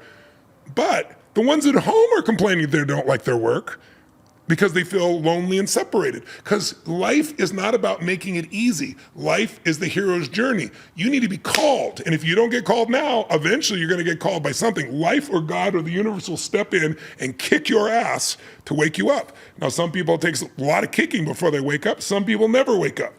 But the majority of people at some point are gonna wake up. The question was, you stay awake. I don't mean woke, I mean awake. Awake to the fact that you're responsible to life for something more than just your needs being met. And I think when people do that, life is rich because it's meaningful, because it isn't just me, it's we. You wrote a line saying you can either make a living or create a life. Yes, design and create a life, exactly. Most people just make a living to get caught up in that pattern. That's the river I was talking about. You get caught up in the river of life, you don't know where you're going, and then you get caught up in the current problem, current challenges, current people around you, and then you get to the fork in the river and you don't decide, you just go with the flow. Well, where the majority's going is not usually the best place to go, right? So you'd almost doing the opposite would almost be better for the most part. And then all of a sudden you wake up one day and you're in a boat with no paddles 5 feet from Niagara Falls, and you go, oops, that's a little late. So you gotta decide, what is my life gonna be about? I don't need to know my perfect mission and purpose, but what I want my life essence to be about. Don't make it so it has to be worded perfectly. It's just like, what am I here to do? I'm here to love, I'm here to grow, I'm here to give, I'm here to laugh, I'm here to learn, I'm here to honor. What am I here for? And I think when people start to tap into that, which people do when they get in peak states, that's what I do, why I do seminars, by the way. Books are fantastic for learning, educating, and so forth, but there's nothing like an event. Because when you go to an event for 12 hours, it's like if I said you're gonna learn a language and you're gonna learn a little bit at a time in college or high school and people don't speak the language. I drop you in Italy for 90 days with no teacher, I'll come back in 90 days, you're speaking Italian because you're in immersion. So I do immersion with people, but I also do it when I put people in peak states, like we talked about, biochemical states. And in those states, you get answers. But when you're like, I don't know, what's my purpose? In this state, you will never discover it, right? You're gonna discover it by not having the perfect answer. It's like a business. People say, don't put the cart before the horse. I was interviewing a guy a couple days ago for a group of entrepreneurs I work with around the world. And he created a company, he created diapers.com. And he went online and saw there were 200,000 views for diapers and no one was selling them. So he figured out how to do that and grew it, sold it for $500 million to Amazon. And then he built something called jet.com, which he sold to Walmart in 1 year. 1 year of business for $3.3 billion, right? Just a genius guy. That's it? But one of his philosophies is put the cart before the horse. In other words, get your ass in the game. You got an idea? Put it on the line. Don't sit and analyze it and work it all out. Try it. What doesn't work, change so you get where you want to go. That's the game that is life. Life is calling to you to get in the game. If you get in the game, you're going to have the time of your life. You're going to love life. When people say, oh, I'm bored, or this is so boring. I can remember a day I was bored. The only way you can be bored is put yourself in such a lousy state over and over again that your brain is bored with everything. But if you're looking to serve something more than yourself, then you got to learn, you got to grow, and you'll feel a sense of alignment that comes from that. That's the game. Grow and give. If you do those two things, you're going to have a magnificent life. If you don't, it doesn't matter. You could have $1 billion and a million people loving you, and you won't love yourself. Circling back to the reap and sow, because this is going to follow what you're just saying. Sure. I want to make sure that I'm a husband who serves, right? So I got engaged, and I didn't just make a promise to her father. I made a promise to God. And what I've monitored about myself and a lot of great people is that they want to serve their family, and they try so hard that they serve their family into the grave. By example, you wrote about a book, in your book you wrote that a man will come home exhausted from work, and when he sees his loving wife out there, he trains his brain that when he was sad and angry and frustrated, he's correlating both his wife and his pain. That's right. It has nothing to do with her. If you're in a lousy state and then you see your wife or husband or boyfriend or girlfriend or children even in a lousy state about your work or something else, and you do that over and over again, they get linked together. And you look at, one day you have a great day, you look at them and you feel pissed off, or you feel overwhelmed, or you feel stressed. So that's why it's so important to learn how to manage your own psychological, emotional state. It's like if you can learn to live in a beautiful state of mind, that's the greatest gift you could give your wife, besides your love, is that no matter what happens, shit's going to happen in your life. There's going to be stuff that's really tough. There's going to be stuff that seems impossible. I'm glad you came to this positive conversation, but it's true, right? But how you deal with that is everything. I used to think, well, man, when I get pissed off, my brain gets so sharp and I come up with answers. That's true. But when I'm really happy, my brain comes up with answers even faster, and I'm a lot easier to be around, Other people want to be around you. So it's like I've learned to train myself. I'm not perfect. It's not like I won't get pissed off or frustrated, overwhelmed, or stressed. It's just I give myself 90 seconds and I kick my ass out of it, because that will not serve anyone I love. Then they take on worried about you or worried about the situation. It's like, no, everything's solvable. It might take more time than we want, but we're going to solve this. But in the meantime, we're going to live in a beautiful state, because there's so much that grace and that God has given us, and we need to appreciate that. And then we'll figure out these things. Problems are a sign of life. I remember I met Norman Vincent Peale when he was 92 years old. He wrote the original, he's a minister, he wrote Power of Positive Thinking, and I was 32. He invited me up to Canada. He was doing a seminar, and my career was starting to take off. So I got a chance to go meet him. I went backstage with him, and I remember saying to him, I said, he said, call me Norman. I said, Norman, I said, I just curious. I said, why are you still doing seminars at 92? And he goes, well, there's still a few negative people out there. But okay, I got 60 more years of this going forward, right? But then I asked him, I said, when he started out, it was horse and buggy. He's seen rock, radio, television, cars. I mean, imagine what he saw in his lifetime in that century. I said, what's the most important lesson that people need to have? He said, they need to understand the power of problems. And I said, what do you mean? He said, well, the only people without problems are people in cemeteries. I said, I think I heard that somewhere. He said, I said that in 1940, 6 or something, right? He goes, but they don't give my full quote. My full quote was, the only people without problems are in cemeteries. So if you don't have any problems, you should get on your knees and beg for some and pray for some right now, because problems are a sign of life. And he said he was sitting at a table one day with Gene Tunney, who was the heavyweight boxer of the world in the 40s, I guess, or 50s. I'm not old enough to remember when it was. And he said they were both speakers, and they were on this dais and having lunch right before the speech. And, he's buffed out like crazy. He's an unbelievable muscular specimen.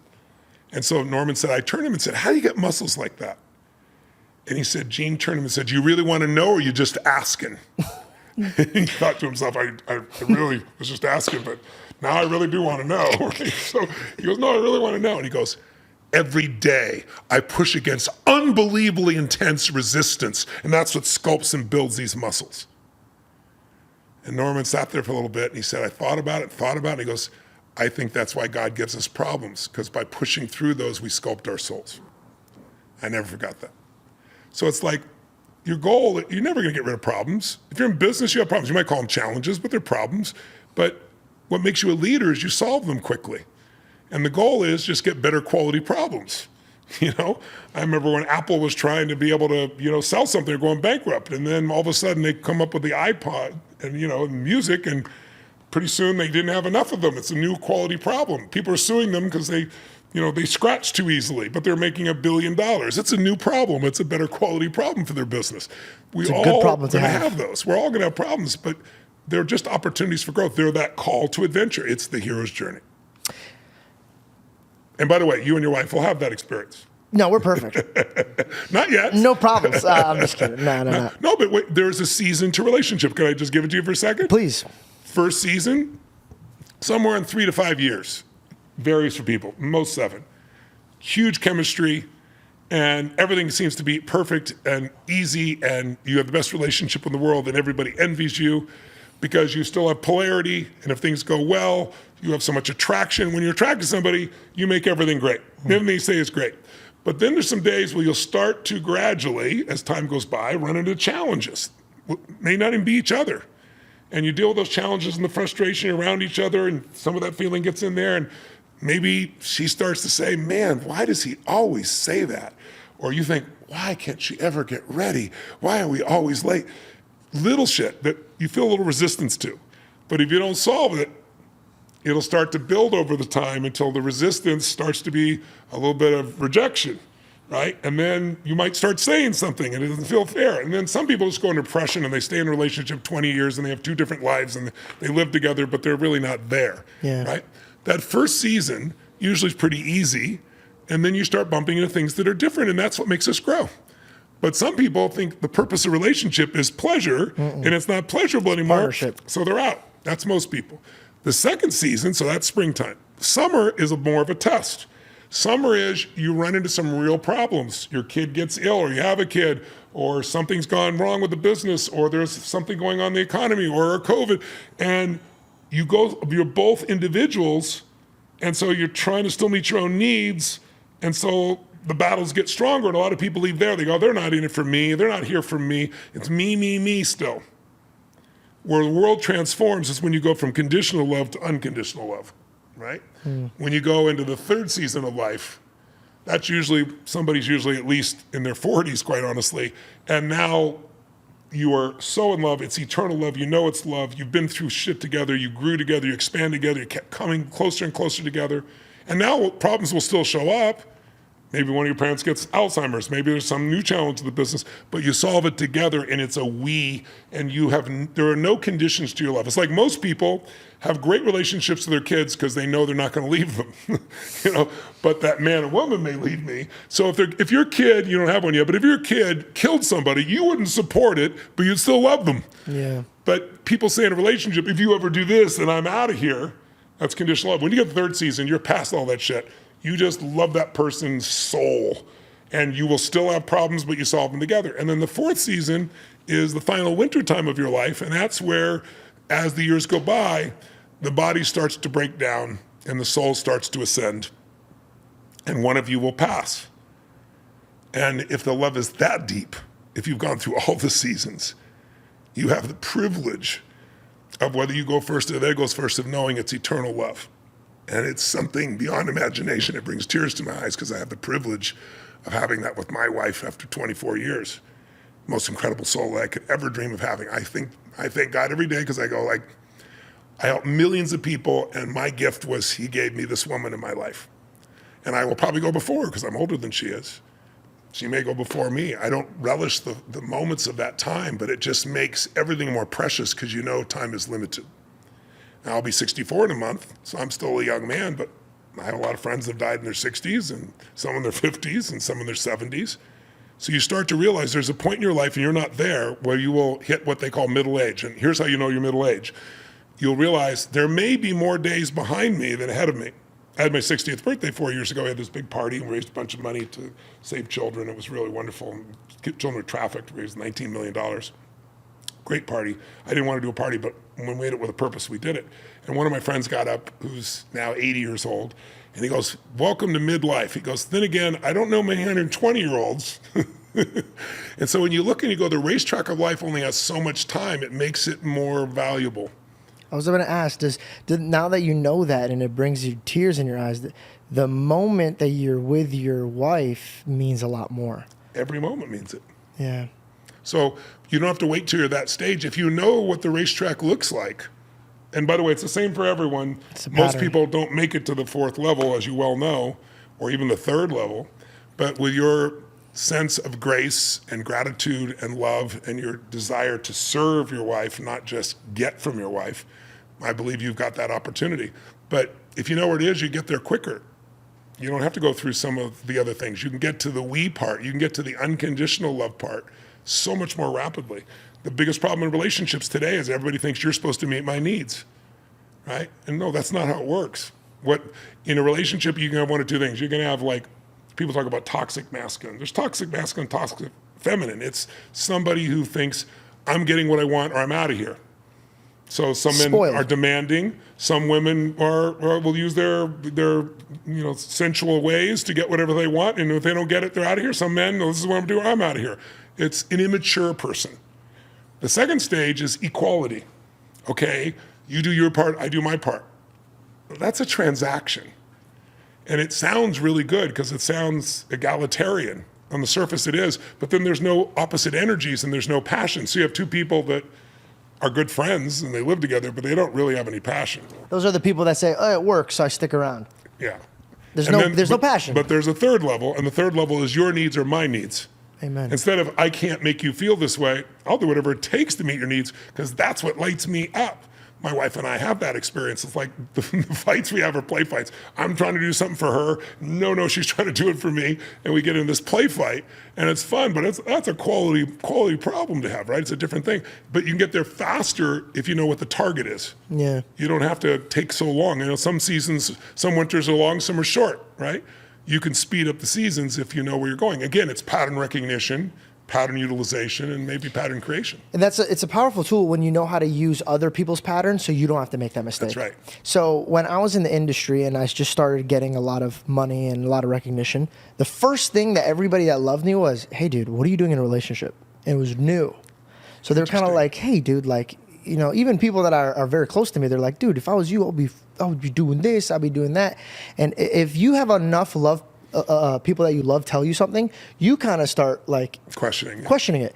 And so I realized that I was like, monogamy started getting harder because I'm like, oh yeah, like one girl, this is my prime. What if this doesn't work? And then I just wasted all of that time. And then you start thinking about your past relationship. You're like, well, I thought she was the one, but then she cheated on me and da-da-da-da-da. And by the way, watch what's happening. Are you in your mind or your heart when this is going on? I'm in my mind. The mind will always mess you up. Get in your head, you're dead. Yep. In a relation, once you get in your head, it's over. You got to come back to your heart. When I say heart, like literally, they've proven this physiologically. If you put your hands on your heart and you breathe and imagine breathing into your heart for 2 minutes, and you think of three things you're grateful for. This is a process that was developed. It changes your entire biochemistry. And then all of a sudden, you'll have a whole different answer. Things you can't solve, you're all stressed out about. I'll say, okay, great. Put your hands on your heart. Breathe. Feel the breath going in and out. And I'll say, think of a moment you're really grateful for, but don't think of it over there. Step into the moment like you're there. It could be a little moment. 2 or 3 of those moments, their entire biochemistry. Now I'll say, okay, that problem that seems so unsolvable, answer this for me. Stay in state, not in your head, in your heart, and tell me. Finish this sentence while you're breathing in your heart. All I need to remember, all I need to focus on in that situation, all I really need to do is what? All I need to remember, all I need to do is what? And people get the answer immediately because you can see biochemically, you know how you can measure your brain's electrical impulses and your heart, EKG, EEG? When you see somebody who's stressed out or pissed off or angry, you can see these do not match. They're up fighting and down and all around. When you do this for 2 minutes, they literally unify and make a perfect symbol of the same because now your heart and your brain work together. And when you were born, or not when you were born, when you were in your mother and we knew you were alive, how do we know you were alive? Heartbeat, right? Now guess what? As long as that's beating, you got life. There was no brain when that heart started beating. So your heart has its own intelligence and it affects your brain. But if you only use your mind, you're screwed in a relationship. You're screwed in just about anything. The mind is a tool that should be used. Don't let it use you. It's like technology. Today, people let technology use them. They get addicted. They're not in control of it. It's like it's a whole different game.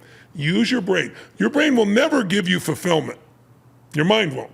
Yeah. Only your heart will do that. Your brain won't even allow you, your mind won't even allow you to enjoy an apple to go, is it organic? It's like, so if you're going to enjoy your life, you got to learn how to bring this back and not let this control you, because our society keeps pushing us here. And ego brings us here. Yep. Because it's always comparing something. And the people that were giving me that advice were egotistical maniacs. And so... Well, they're growing, they're learning, they're young. We all have to Some learn. of them weren't. Some of them were married. Oh, and they're young in their development. So my whole thing is like I bring it to God. So I heard all this. I read Proverbs. That day I read, a good woman is the best gift from God. And so I go, okay. So I sat back and I looked at everyone who gave me advice. And I'm like, they're this age and they're still chasing tail. And no offense, you look like a creep at the club. Yeah. And then I go, okay, well, what do I want? And I go, well, I want a family, and I want a girl that... When I looked at Bella, I knew she was the one, because when I looked at her, I prayed to God. I go, this is the first woman that if my kids turned out like her, I'd praise my God until I pass away. That's beautiful. So when I held on to this, I go, okay, well, if there is a devil, I guarantee you if he saw a beautiful gift from God, he's going to fill it with lies so I could get rid of it, because he can't touch what God gave me. And so I sat there and I go, God, if this is the problem, I go, remove me from the industry then, or make me a man who could stand strong here supporting my wife and loving her like my church. And dude, I'm gonna sound like a crazy man, but it was just overnight. I started looking at women differently overnight. Yeah. I started looking at women that were doing OnlyFans, and I was like, okay, like instead of me looking at them like, well, if I was single, I would, now it's just kind of like, well, why is this woman in this position and how can I get her out of it? And it all flipped for me. And I just feel so sad that there is people like me that don't have wisdom to fall on. To get them out of a situation. Because if I was a dummy, when I proposed to my girlfriend, I was sobbing. And when I was sobbing, people were probably like, oh my God, he's happy about this. What I was sobbing about is God saved me from a decision that if I would have made, bro, all the money in the world. The day before I proposed to my girlfriend, we were on a bike. And I kept yelling at her. I go, hey, you're getting reckless because you're getting comfortable. I go, stop. You're going to hurt yourself. Still like an airhead, she's freaking trying to do jumps with no helmet. And so I'm riding a bike and we're on Bell Street, ironically. And in my head, I swear you could ask her this is legit. I'm riding my bike and I see her fall into the street and get hit by a car. And I turn around to tell her, hey, I just had a thing. And before I can even mention it, she's in the street with the bike on her because she crashed and she's in the street exactly like how I saw it. And in that moment, I know it sounds crazy, but in those type of moments, everything freezes, like everything freezes. And I knew in that moment when I saw that girl there and I'm running toward her, I literally told God, I go, you could remove my health, remove everything, but don't let a hair come off of her head. And I'm running, and in my mind when I'm picking her up, and she doesn't even know I'm about to propose, but imagine me carrying a ring on me all the time. And if this could have happened and I never even got to show her how much I loved her, all I kept thinking about was, I almost gave away something that I would now give away everything for. That wasn't my thoughts, man. That's the enemy's thoughts. Yeah. Well, guess what? There'll be a stage in your life in the future when you'll have children, and then you'll have this experience at another level, and then grandchildren. Yeah. And so, I've got 5 kids and 5 grandkids, and my oldest daughter is going to be 49 in a month, and my youngest is 2 3/4. She's going to be 3 in a couple months. So I got 5 grandkids. My daughter is, she's the what do you call it? The auntie to my grandchildren, and they're older than she is. There's nothing like love within a family, whether it be your intimate love or your children. And those are all the beautiful things that are ahead of you. And a lot of people miss out on that because they get caught up in the society that keeps teaching them that they're not enough, so they got to try and prove it by buying something or doing something. Listen, buy and do whatever you want in your life, but this is the essence of where life is most fulfilled. And without it, all that other shit doesn't mean anything, I don't want kids. The reason why is, like, I'm gonna have kids, obviously, because, like, that's what you do with life. I don't want kids for one reason only. I'm terrified that I can't protect them at the same time, all the time. Because when I saw her in the street, I go, my God, you know what? She's the most clumsy person. And I fell in love with that. She's the most clumsy human. And I was like, oh, that's so cute. Until I fell in love with her. I'm like, yo, this is dangerous. You're your biggest problem, dog. Like, you need to figure it out. And like, I get mad at her. I'm like, yo, you need to stop bumping your head. And then she's cutting for food. She cuts her finger. I'm like, yo, pay attention, dog. And it's like, to me, it's like, yo, she's a full-blown adult. I'm going to punch my kid in the face if he scares me like this. Like, what am I going to do, bro? Put a chain on him, lock him up here? Like, No, you're going to develop more faith.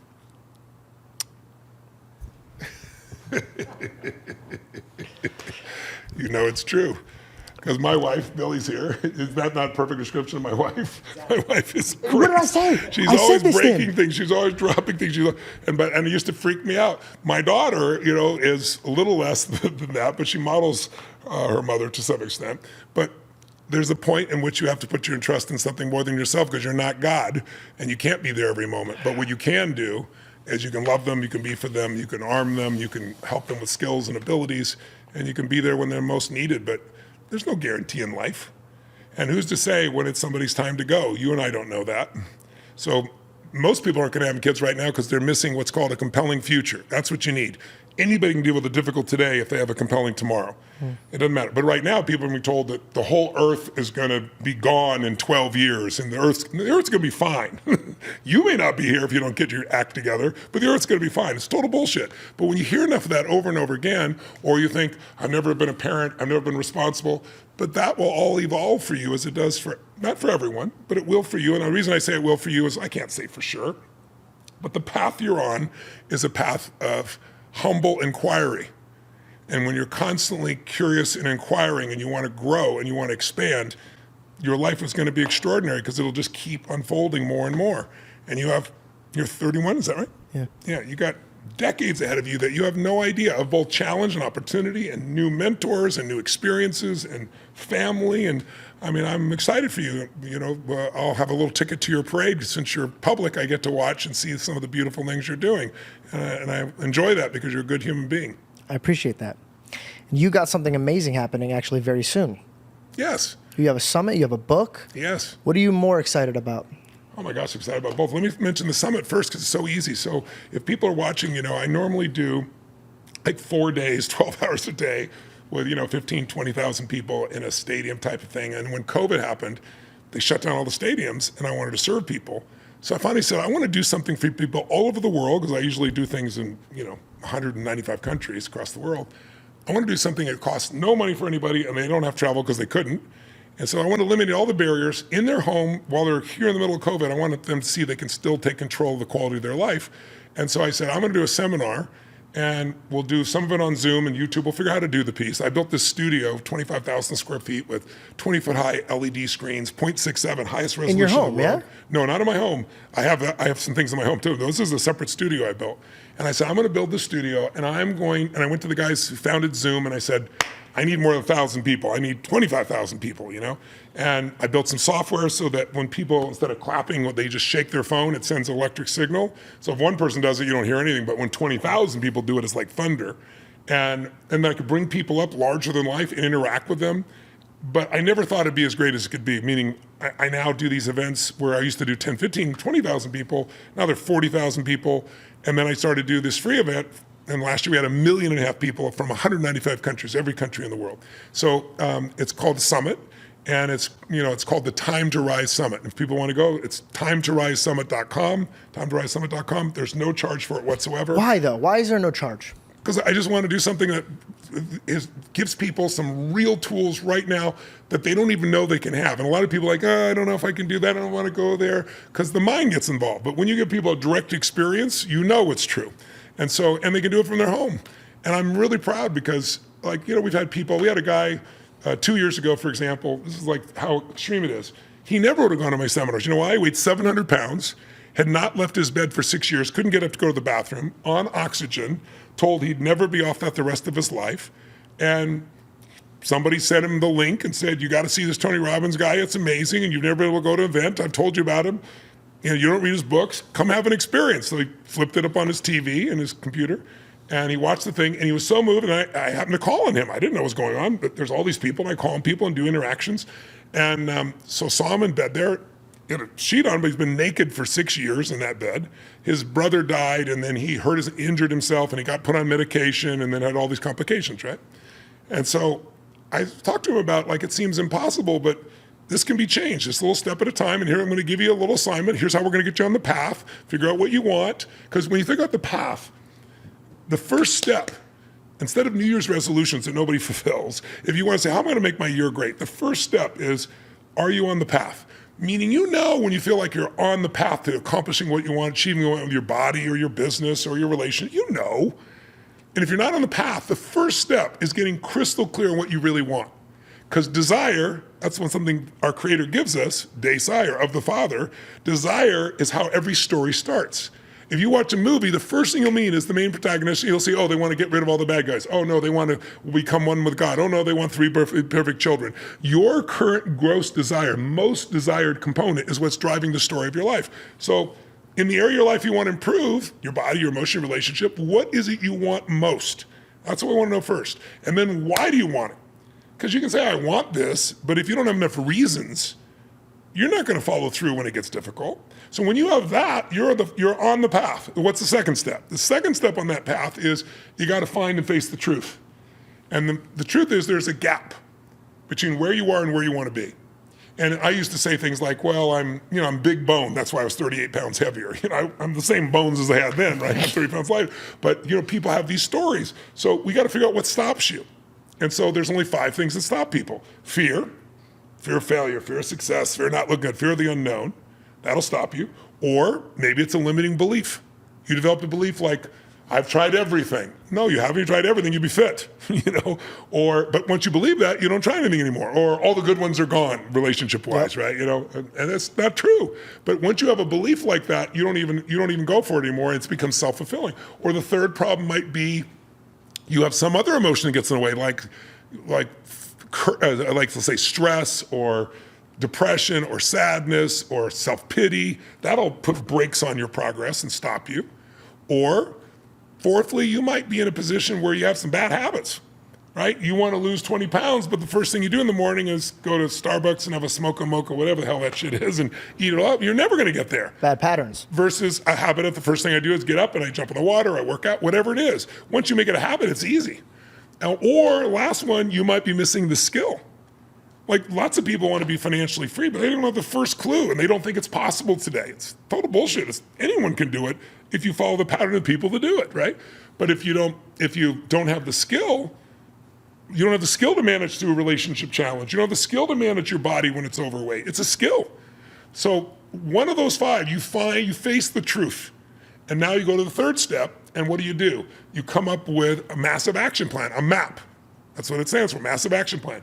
It isn't perfect. You don't wait till you have everything there. You get enough to know what to do, and you act. You put the cart before the horse. You do something. You get in the game. And then while you're doing that, you go to the next step, which is you do what's hard. You slay your dragons.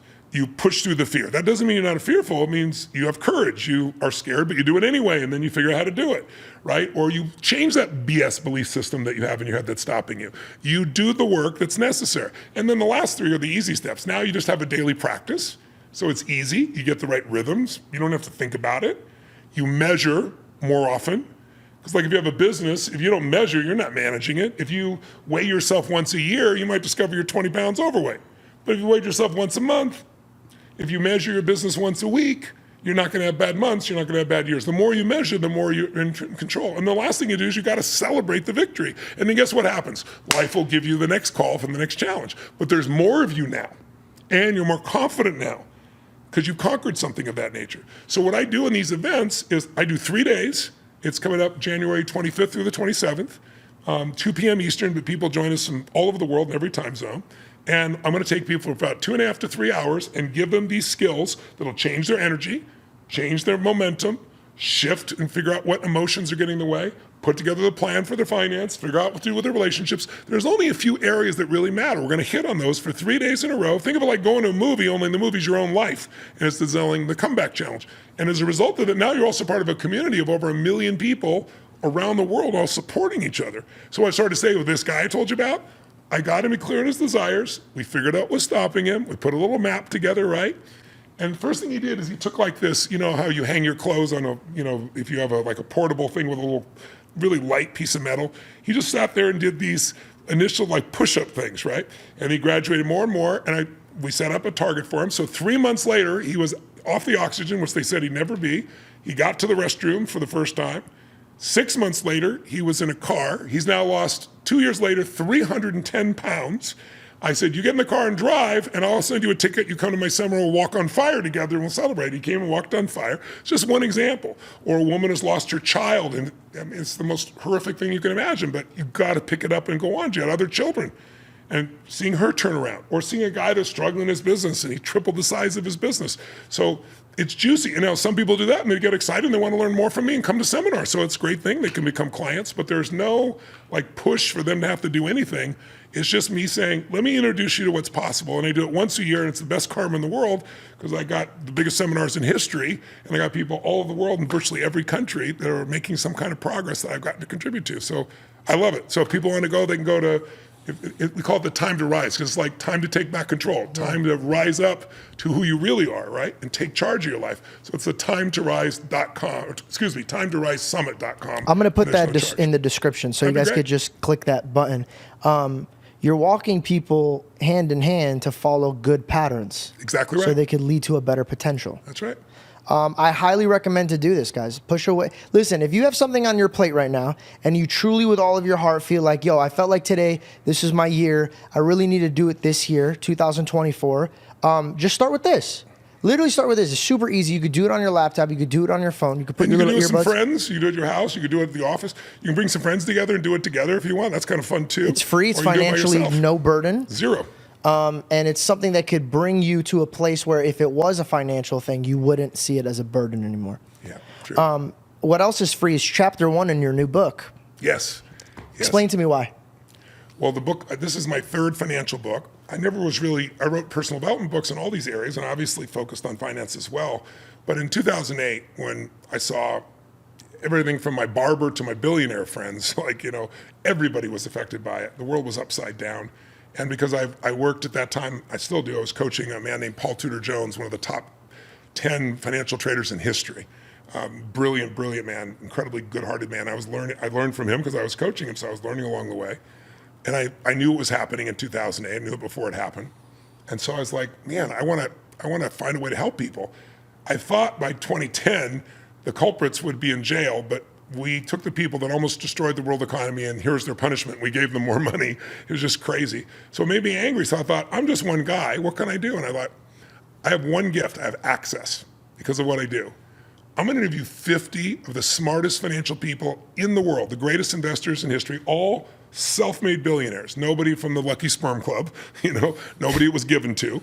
And I'm going to find out, they're all different. I'm going to find out how they went from scratch to that and write this book. Well, it ended up being a 674-page monster, but it was the #1 New York Times bestseller, still the top seller in this industry for the last, you know, for this century. It's only 24-year-old century. Congratulations. Well, thank you. But then I wrote a second book because I knew obviously there was going to be a bear market. There was going to be a shift. I didn't know it was going to be based on COVID, but you can predict it's going to happen. I wanted people prepared. And then I thought it was done, but I learned a lot of things in that first book working with the smartest people in the world. I'll give your audience 4 of them just real fast. All these people, like, they all said, Tony, I want to know if the game was still winnable. Because people, a lot of the young people especially, think it's not winnable. The game is rigged and so forth.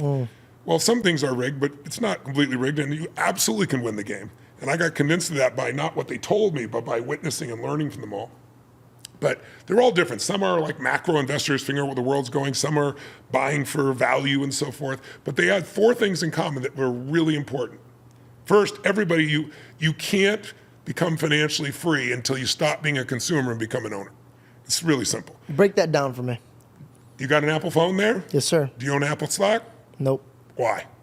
That Apple phone is depreciating. It's going to be worthless in a year or 2, and you're going to want another one that goes away. If you own the stock, it's only gone up. So why wouldn't you want to own that thing where your phone is making you money as an owner too? Even your phone is and everybody else's is. You have to think like an owner. We're a society that's always consuming, and that doesn't add value. But if you can bring some of your little bit of your money, you take 10% of what you earn, you say, I can't save it, and you put it in an account where it's automated, you never see it, it's taken off the top, you'll adjust. I give an example in my book of this guy, Theodore Johnson. He worked for UPS in the 50s.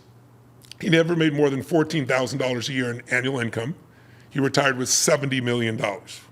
I'm sorry, what? $14,000 a year in income, retired with $70 million. How in the hell is that possible? Easy, he robbed the bank. No, he didn't do any of those things. All he did is he had a friend that came by and said, I'm gonna make you a wealthy man. He goes, I'll never be a wealthy man. He goes, no, we're gonna take care of your future self and future family forever, and here's how we're gonna do it. We're gonna take 20%, took a big chunk. He goes, what do you mean? We're gonna take 20% off the top, you're never gonna see it. We're gonna put it in a separate account that'll be for investment. He goes, I can't live on 14,000. He goes, you will adjust, I promise you.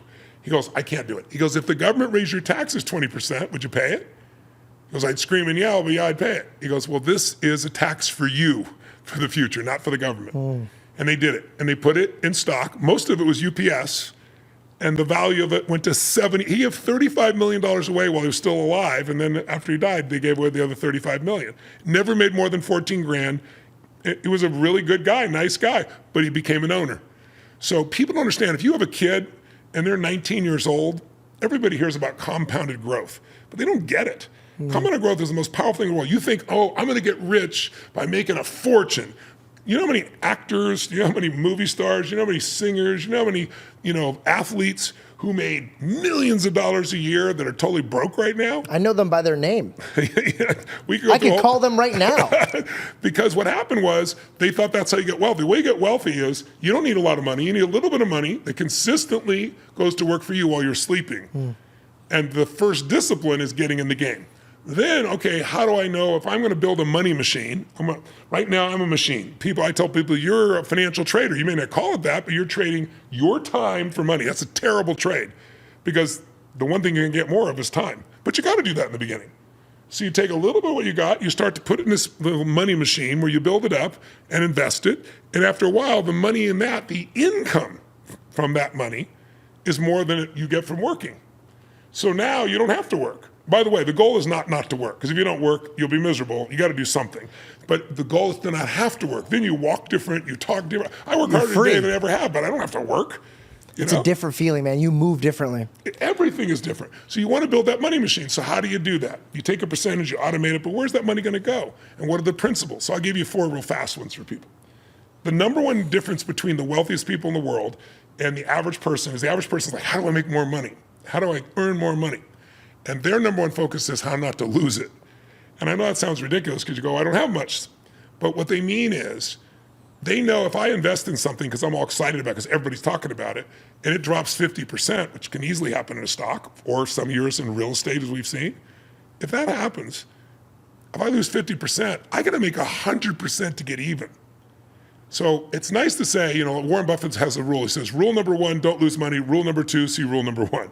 But, hilarious. But everybody is going to lose money at times. The way they keep from losing money is the second principle, which sounds big, but it's really simple. They call it asset allocation. It simply means that if you had $100, $1,000, $1 million, $100 million to invest, the most important decision is not whether you're going to put that in Apple or a piece of real estate. The most important decision is how are you going to consistently invest your money? There's 2 buckets you put your money in. Some of that money is going to go to a place that's low risk. Because it's low risk, it doesn't have as high a return, so it takes longer to get where you want to go, but it's like the turtle in the hare. It'll get there. The other bucket is the risk bucket. That's stuff like stocks, things that bonds might go, for example, insurance, some secure investments where you're guaranteed a return. Yeah. It's a low return. They go in that first bucket. The second bucket is that's the church one. That's your steeple. That's your home. The risk one is, okay, this might be stocks. This might be real estate. This might be anything that can go up, but it also can go down. Yeah. So there's risk there. What percentage of that money, whether it's $1,000 or $10 million, is going to go in the secure bucket versus the risk bucket? That's what you have to decide. And it's affected by a couple things. When do you need the money? If you're 20 or 30 years old, you have tons of time to make up for it if you make mistakes, so you can take more risk. If you're 60 Even though you want more money, you're going to have more in your security bucket, because if you lose it this time, there's no time to make up for it, right? Another thing that affects it is, how do you deal with risk? Some people take risks, no problem. Most people think they will, but they really aren't. But if you get stressed out, that affects it. Another one is, how much cash flow do you have? If every dollar you make, you're spending, you don't have a lot of cash flow, you're going to have to look at the balance differently because you take as many risks. If you've got more money than you need a little bit, you might be able to take more risks. So you decide, is it 50-50? Is it 70-30? Is it 80-20? Depending on those. Really important. That's how they keep from losing, because they don't put everything at risk in a major way. If you don't mind me asking, the first bucket where you said it's not that much of a risk, what is it that, what could you invest that doesn't have risk? Everything has risk. It just has a lot less. So less risk. Okay, like bonds. Where it's would be a backed by the perfect government. Okay. Sorry. it, right? Because in my mind, I'm like, my man, do you know something that I don't know? Because all my money's going in that. I am the turtle.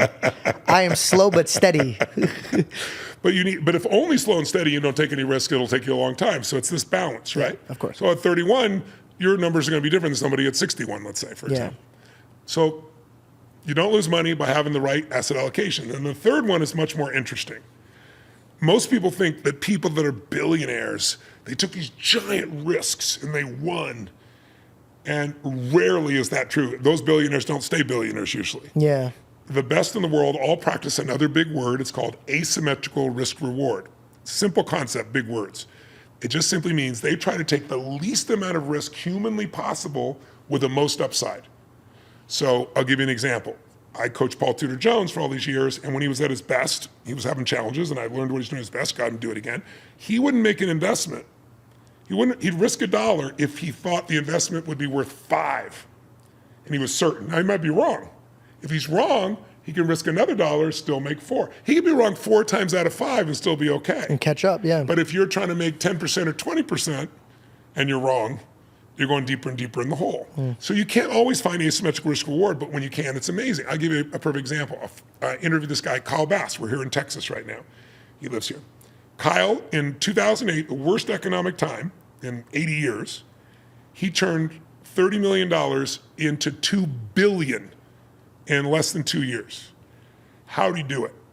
He did asymmetrical risk reward. He figured out that real estate, that everybody thought was going to keep going up, he figured, no, we're hitting the edge, and he found a way to invest where his risk level was so low, because everybody thought this is going to go on forever, that he could be wrong 13 times and still make money. Well, he wasn't wrong 13 times, since he made $2 billion. I said, how would you explain this to someone who's not financially, they've not spent time in the financial world? He goes, Tony, I can't believe you're saying this. I've been thinking about how to teach this to my kids. So he said, I came up with an idea, and I've now executed it. You couldn't be asking me this at a better time. I said, well, what'd you do? He said, I took my kids and I said, here's what we're going to do. We want to have the least risk with the most upside. So he said, I spent almost a year asking one question. Where's their investment? You'll like this. Where's their investment in the world where there's no downside and I'm guaranteed a significant upside from the very first day? Now, most people would say, you're stupid. You're an idiot to ask that question. There's no such thing. Any sophisticated person would say that. But he's very sophisticated, and he said, I ask questions no one else asks. That's why I get answers no one else gets.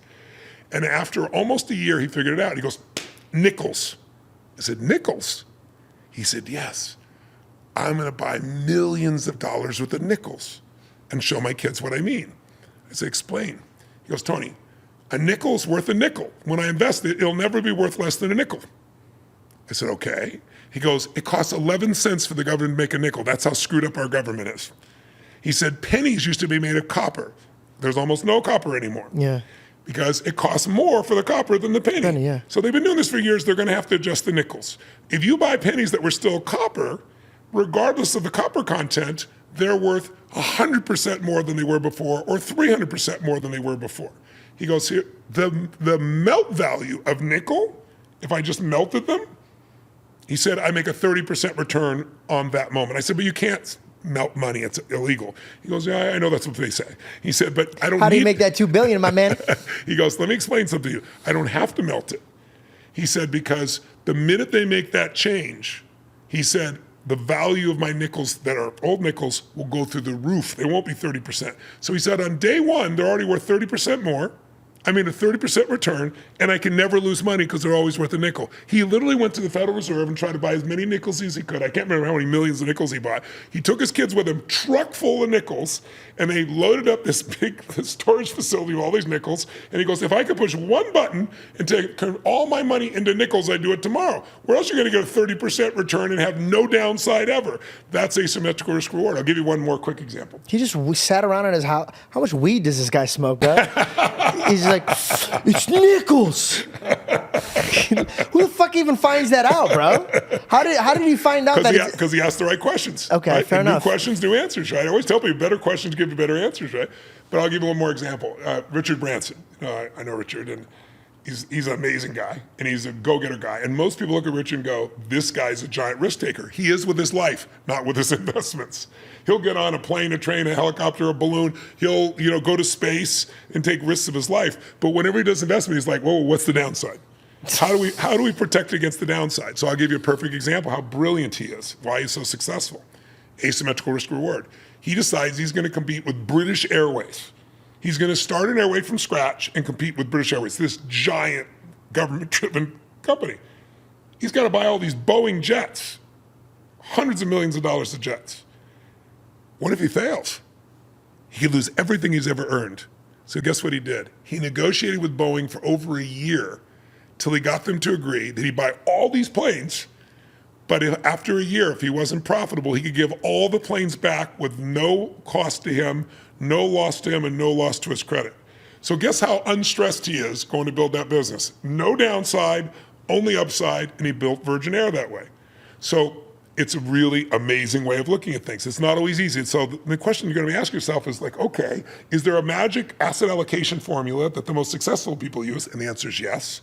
That's what I taught in this book, right? The Holy Grail of Investing. And the second question you might ask is, okay, is there a way I can get more asymmetrical risk reward? The answer is yes. The fourth thing they all talk about, by the way, is diversification. And can I get diversified? Because it's the only free lunch, meaning you want to diversify different. You don't want everything in Apple or everything in stocks or everything in bonds or everything in one piece of real estate. Or you need diversification because all assets at some point, Ray Dalio, the smartest and the most successful hedge fund manager in history, he manages $195 billion. He told me once when I first met him, he said, Tony, whatever you love as an investment, say you grew up and your family flipped houses, you were really poor, and you fixed them a little and got the rats out and cleaned up and did. You want to do real estate the rest of your life, or someone gave you a stock when you were a kid, a stock of IBM, and it grew, and so you got hooked on doing stocks. Whatever it is that you like, someday that asset that's always done well for you is going to lose 50 to 70% like that. Every asset class has done it. He said, so that's why you have to diversify. You can't get caught up in only what you know. So those four were pretty amazing.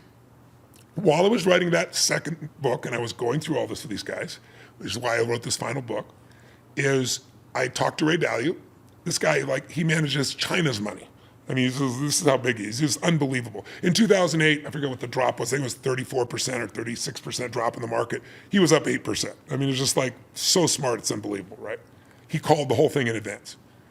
So Ray's become a friend. And in the early days, when we first met 12, 13 years ago, I said, okay, after I prepared for an interview with him for 12 hours for what was supposed to be a half-hour interview. It was like what we've done here. I don't know how many hours we've been here, but it went 3 hours, right? Oh, 2.5. And so I've been wanting to pee for 30. I'm like, I'm not getting up. I'll pee in my pants right here. I'll finish the thought. You can go pee. But the interesting thing was we pitched and catch because I really understood, right? So he enjoyed that. Like you and I talking, there was this connection, right?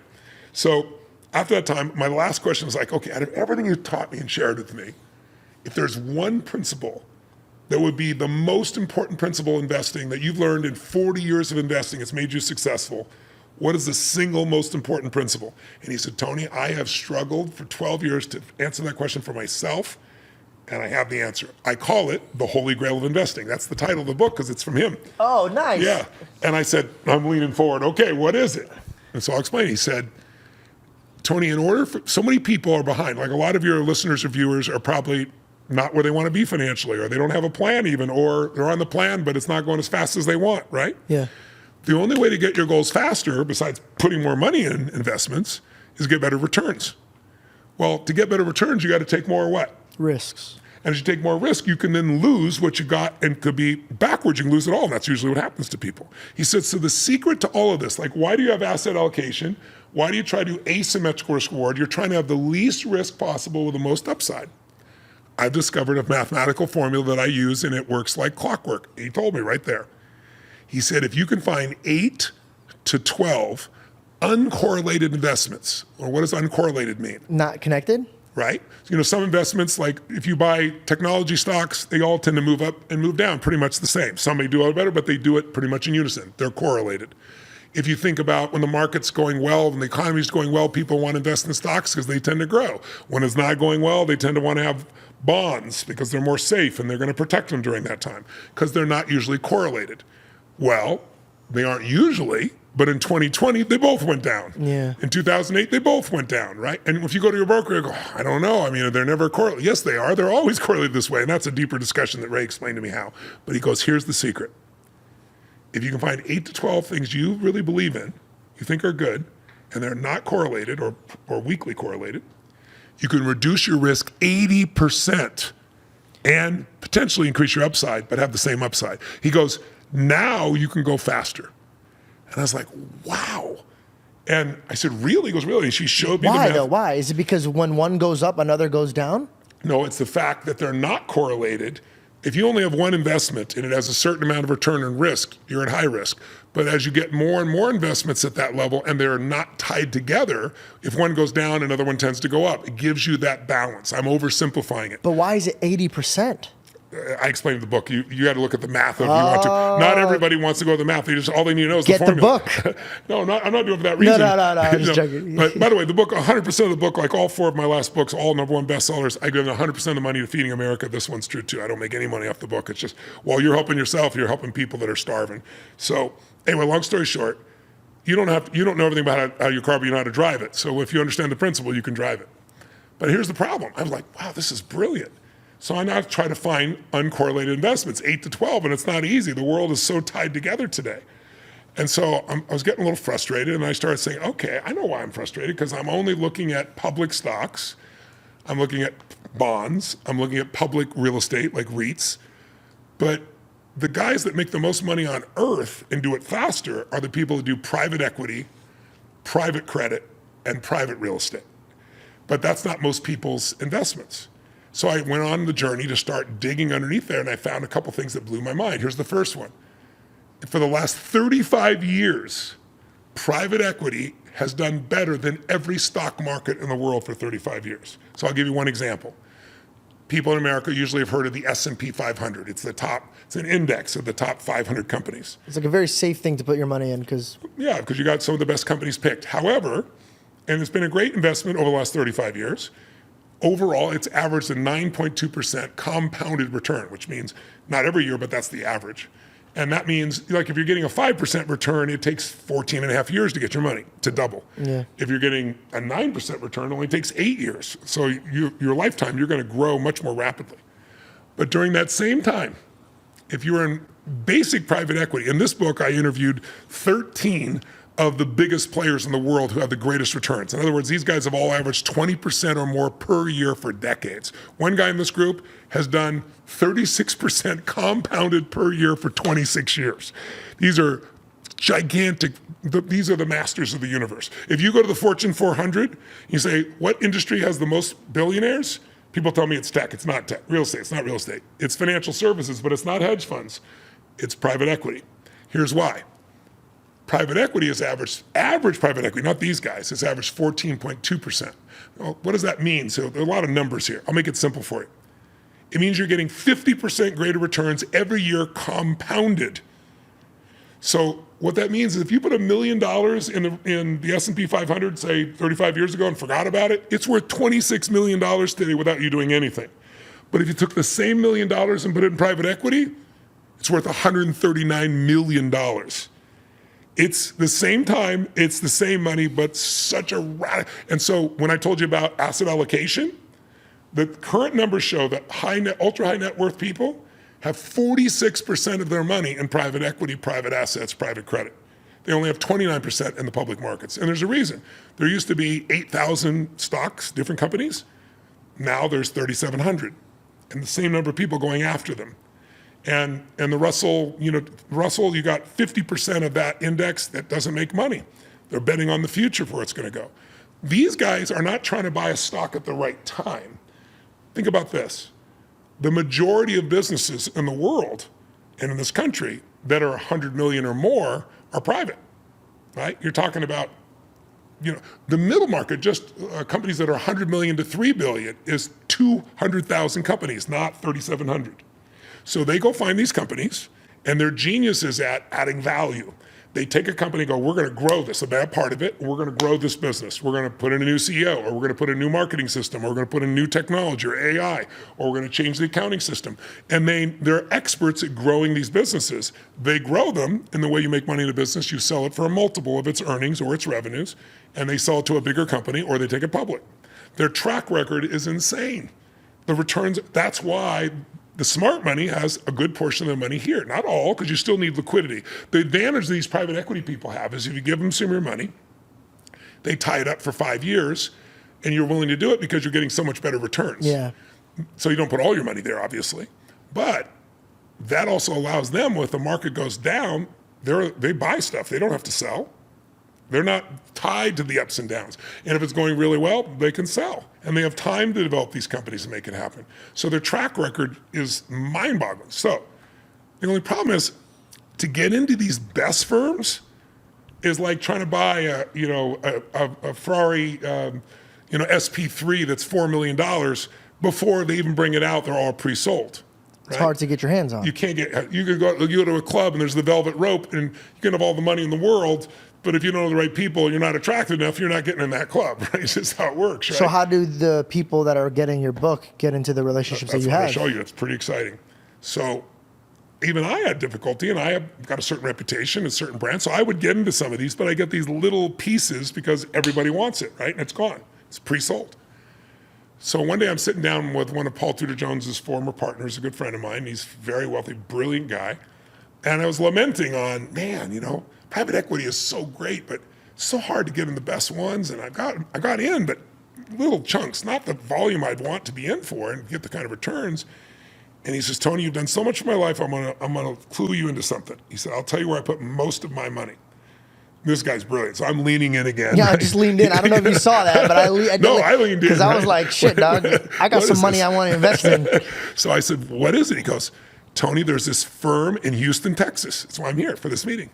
And he said, Houston, Texas? Because usually when somebody's talking finance, they go Singapore, London, Connecticut, New York, right? Texas. He goes, yeah, these guys are off the beaten path, but they've done something amazing.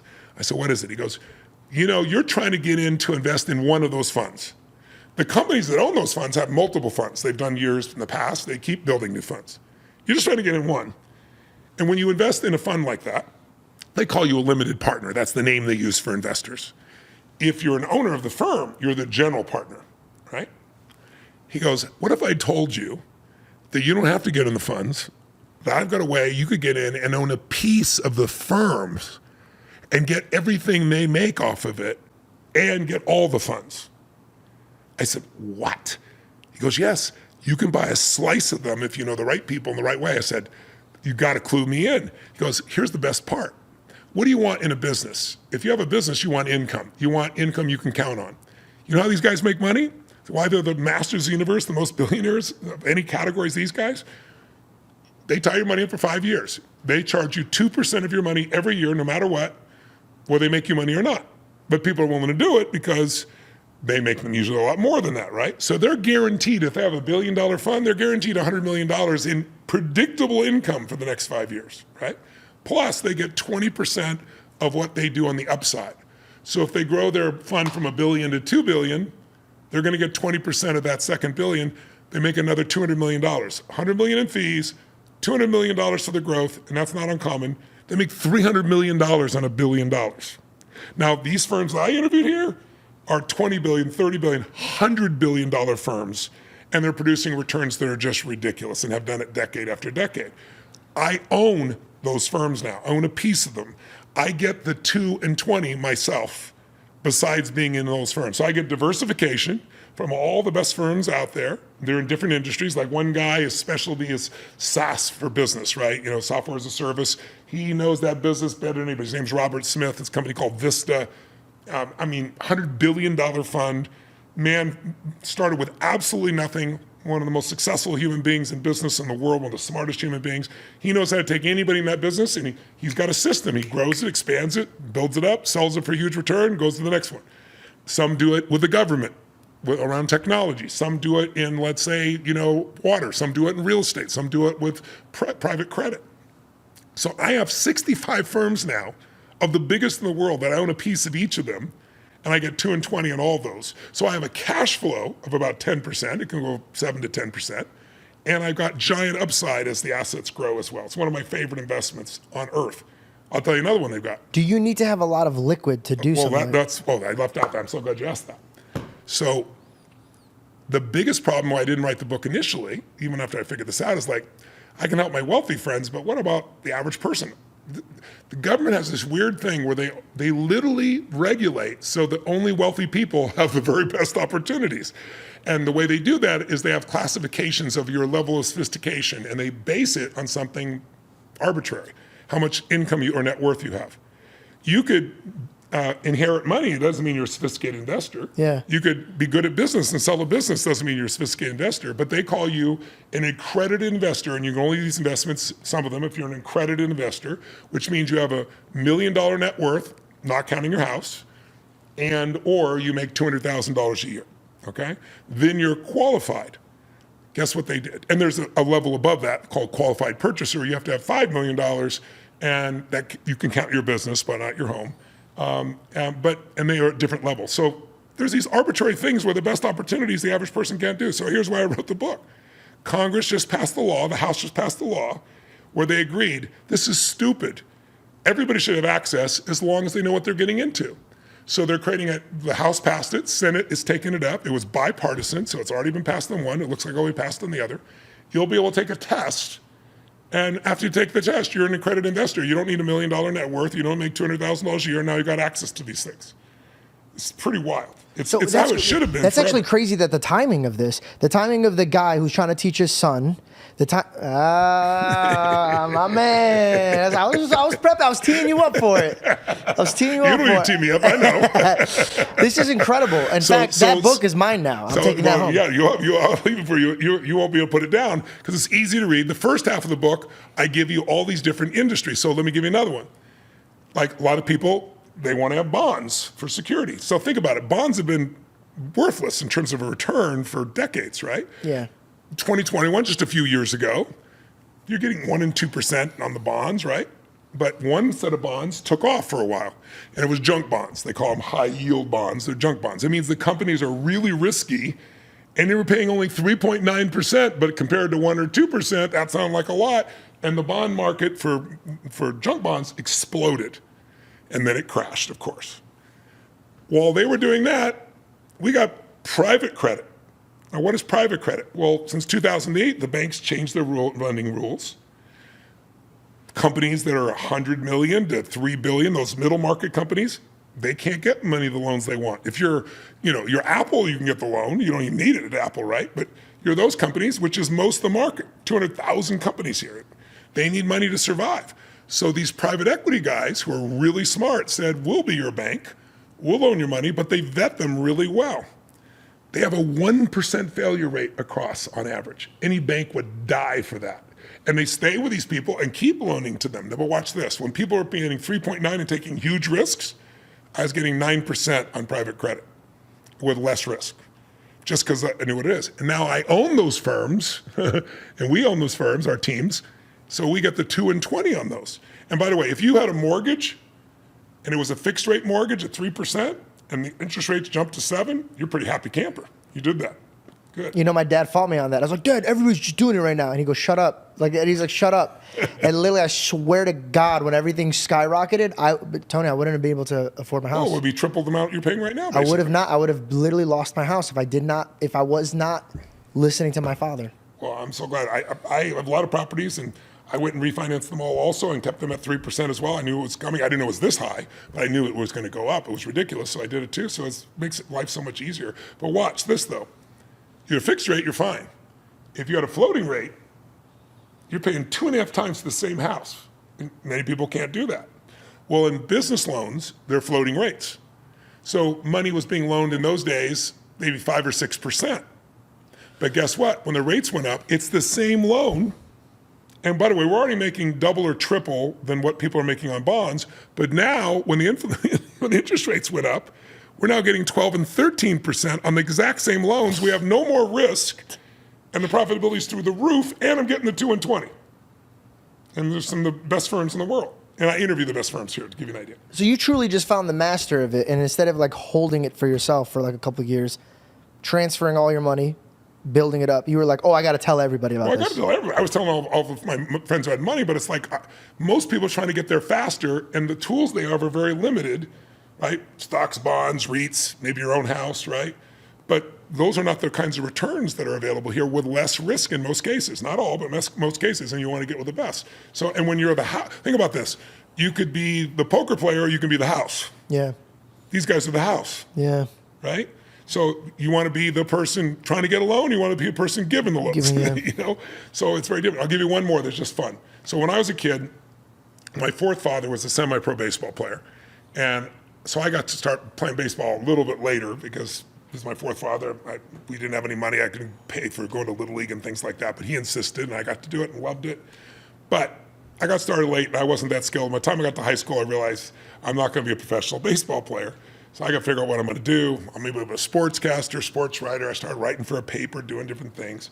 But the interesting thing was I would go to LA Dodger Stadium maybe once or twice in a year, and I would buy the cheapest ticket in right field at the top in the bleed seats and bleed Dodger blue. I mean, I just love baseball, love sports.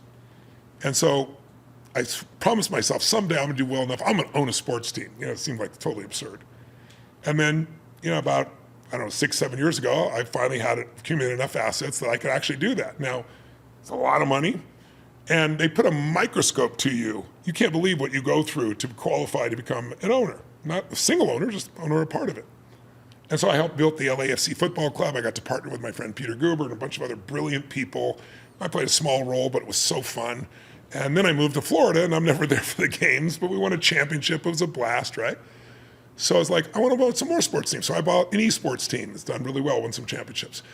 And then I was like, God, it would be nice to own all these other sports. It'd be so much fun. And then the rules changed about 3 years ago. And the NFL's not done it, but Major League Baseball, the NBA, Major League Soccer, and Major League Hockey have all changed the rules, where a small number of firms who don't use leverage, so it's not spooky, are able to buy pieces of these businesses. Now, why would you want to own a part of a sports team other than the fun of it? Well, it's not correlated to the stock market or to the bond market.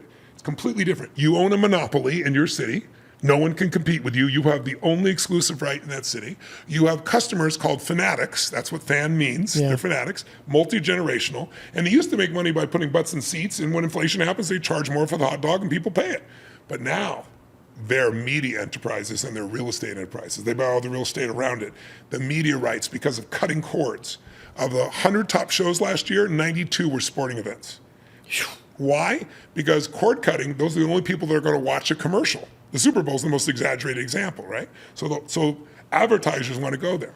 So I'll give you an example. Peter Guber, a dear friend of mine, partner at some of these businesses. We own a piece of the LAFC together. I own a piece of the Warriors, Golden State Warriors with him, the LA Dodgers with him. He bought the Dodgers several years ago with a group of friends, Magic Johnson, some really brilliant people.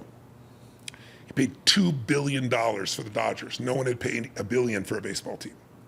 Everybody in the media went crazy. They're insane. They're going to lose money. The most anybody paid was $800 million for a baseball team. And they all thought, you know, the Dodgers, they're a great franchise. They're worth $1 billion, but they're not worth $2 billion. Yeah, right? That's a lot more. So I go to Peter, who's got 52 Academy Awards. He's been the chairman of Sony Columbia TriStar, teaches at UCLA, a regent for the UC system, one of the smartest human beings I know. And I said, Peter, I know you're no idiot. Everybody's saying you're an idiot to pay $2 billion. How are you going to do it? What do you know they don't know? He says, Tony, I like cliffhangers. I will make an announcement on Tuesday. Once you hear it, come over and we'll laugh and celebrate together. Tuesday announce. He sold the local TV rights for $7 billion and made $5 billion on the spot. That doesn't count all the other revenues that come from the sport. Like that. I'll give you another example. By the way, when you own NBA, Major League Baseball, you get an equal cut of all the national advertising. If you're the smallest, cheapest baseball team or NBA team, or the best, doesn't matter.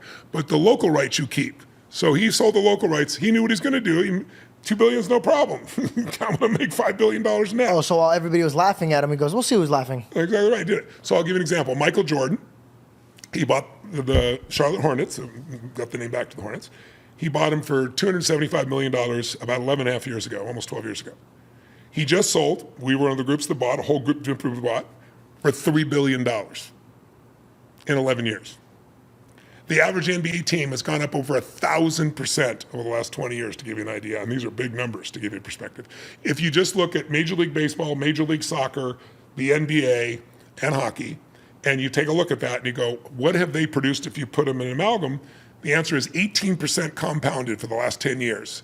The stock market's done 11%, and they're not correlated. So it's one of your 8 to 12 that gives you 80% less risk and a greater return and fun. You get to be an owner, get to do these things. So now we're involved with, we own pieces of now of everybody from, let's say, the Warriors to the Utah Jazz, from the Dodgers to the Red Sox, pieces of both of them. The Pittsburgh Penguins. I mean, I go on and on and on. And it's a blast, it's fun, it's part of our culture, it's fun to do. And you get these unbelievable returns. And people can do it with a little tiny piece now. They're a part of a group that does that. So there's so many ways that people don't know about. That's why I wrote this book, The Holy Grail of Investing, because it'll open up a whole new universe to people, what's possible. And the second half of the book is interviews with the 13 biggest guys in the world, where I interview how they think about it, how they make investments, what they do. And you learn things about, like, even of a small business, like how they grow businesses is fascinating. So that's what the book's all about. And again, 100% of it's being donated, to Feeding America. What the hell am I supposed to say to that, dude? And you said it earlier, you can go to the Holy Grail of Investing, theholygrailofInvesting.com. And if you want, you can listen to the first chapter on audio for free, order the book. Both links in the bio. You got it. In the description. I just have one last question for you. Sure. Will you call me when you have the next great idea before you write a book about it? I just want to be a part of it, Tony. I just want to be a part of it. It's a pleasure, man. It's been a great conversation. I thought we were going to talk for an hour. We talked for 2.5 or 3, but I've loved it. It's been almost 3 hours, and I've been dreaming about this since Billy and I even exchanged numbers years ago. Thank you for taking the time. I really appreciate it. You're a man I look up to, literally. And spiritually. Thank you so much. And I pray that this opens up a lot of people's hearts and minds. And, Me too. And God willing, the next time we chat, I'll be at a different point in my life and we could, iron sharpens iron. But Great. I'll be chasing that tail, man. I'm on it, dude. I'm trying to be the next Tony, dude. Thank you so much, You'll be bro. the best you. That's even better. Thank you so much. No. I'm coming for you, Tony. Okay. I'm trying to be the next Tony. God bless.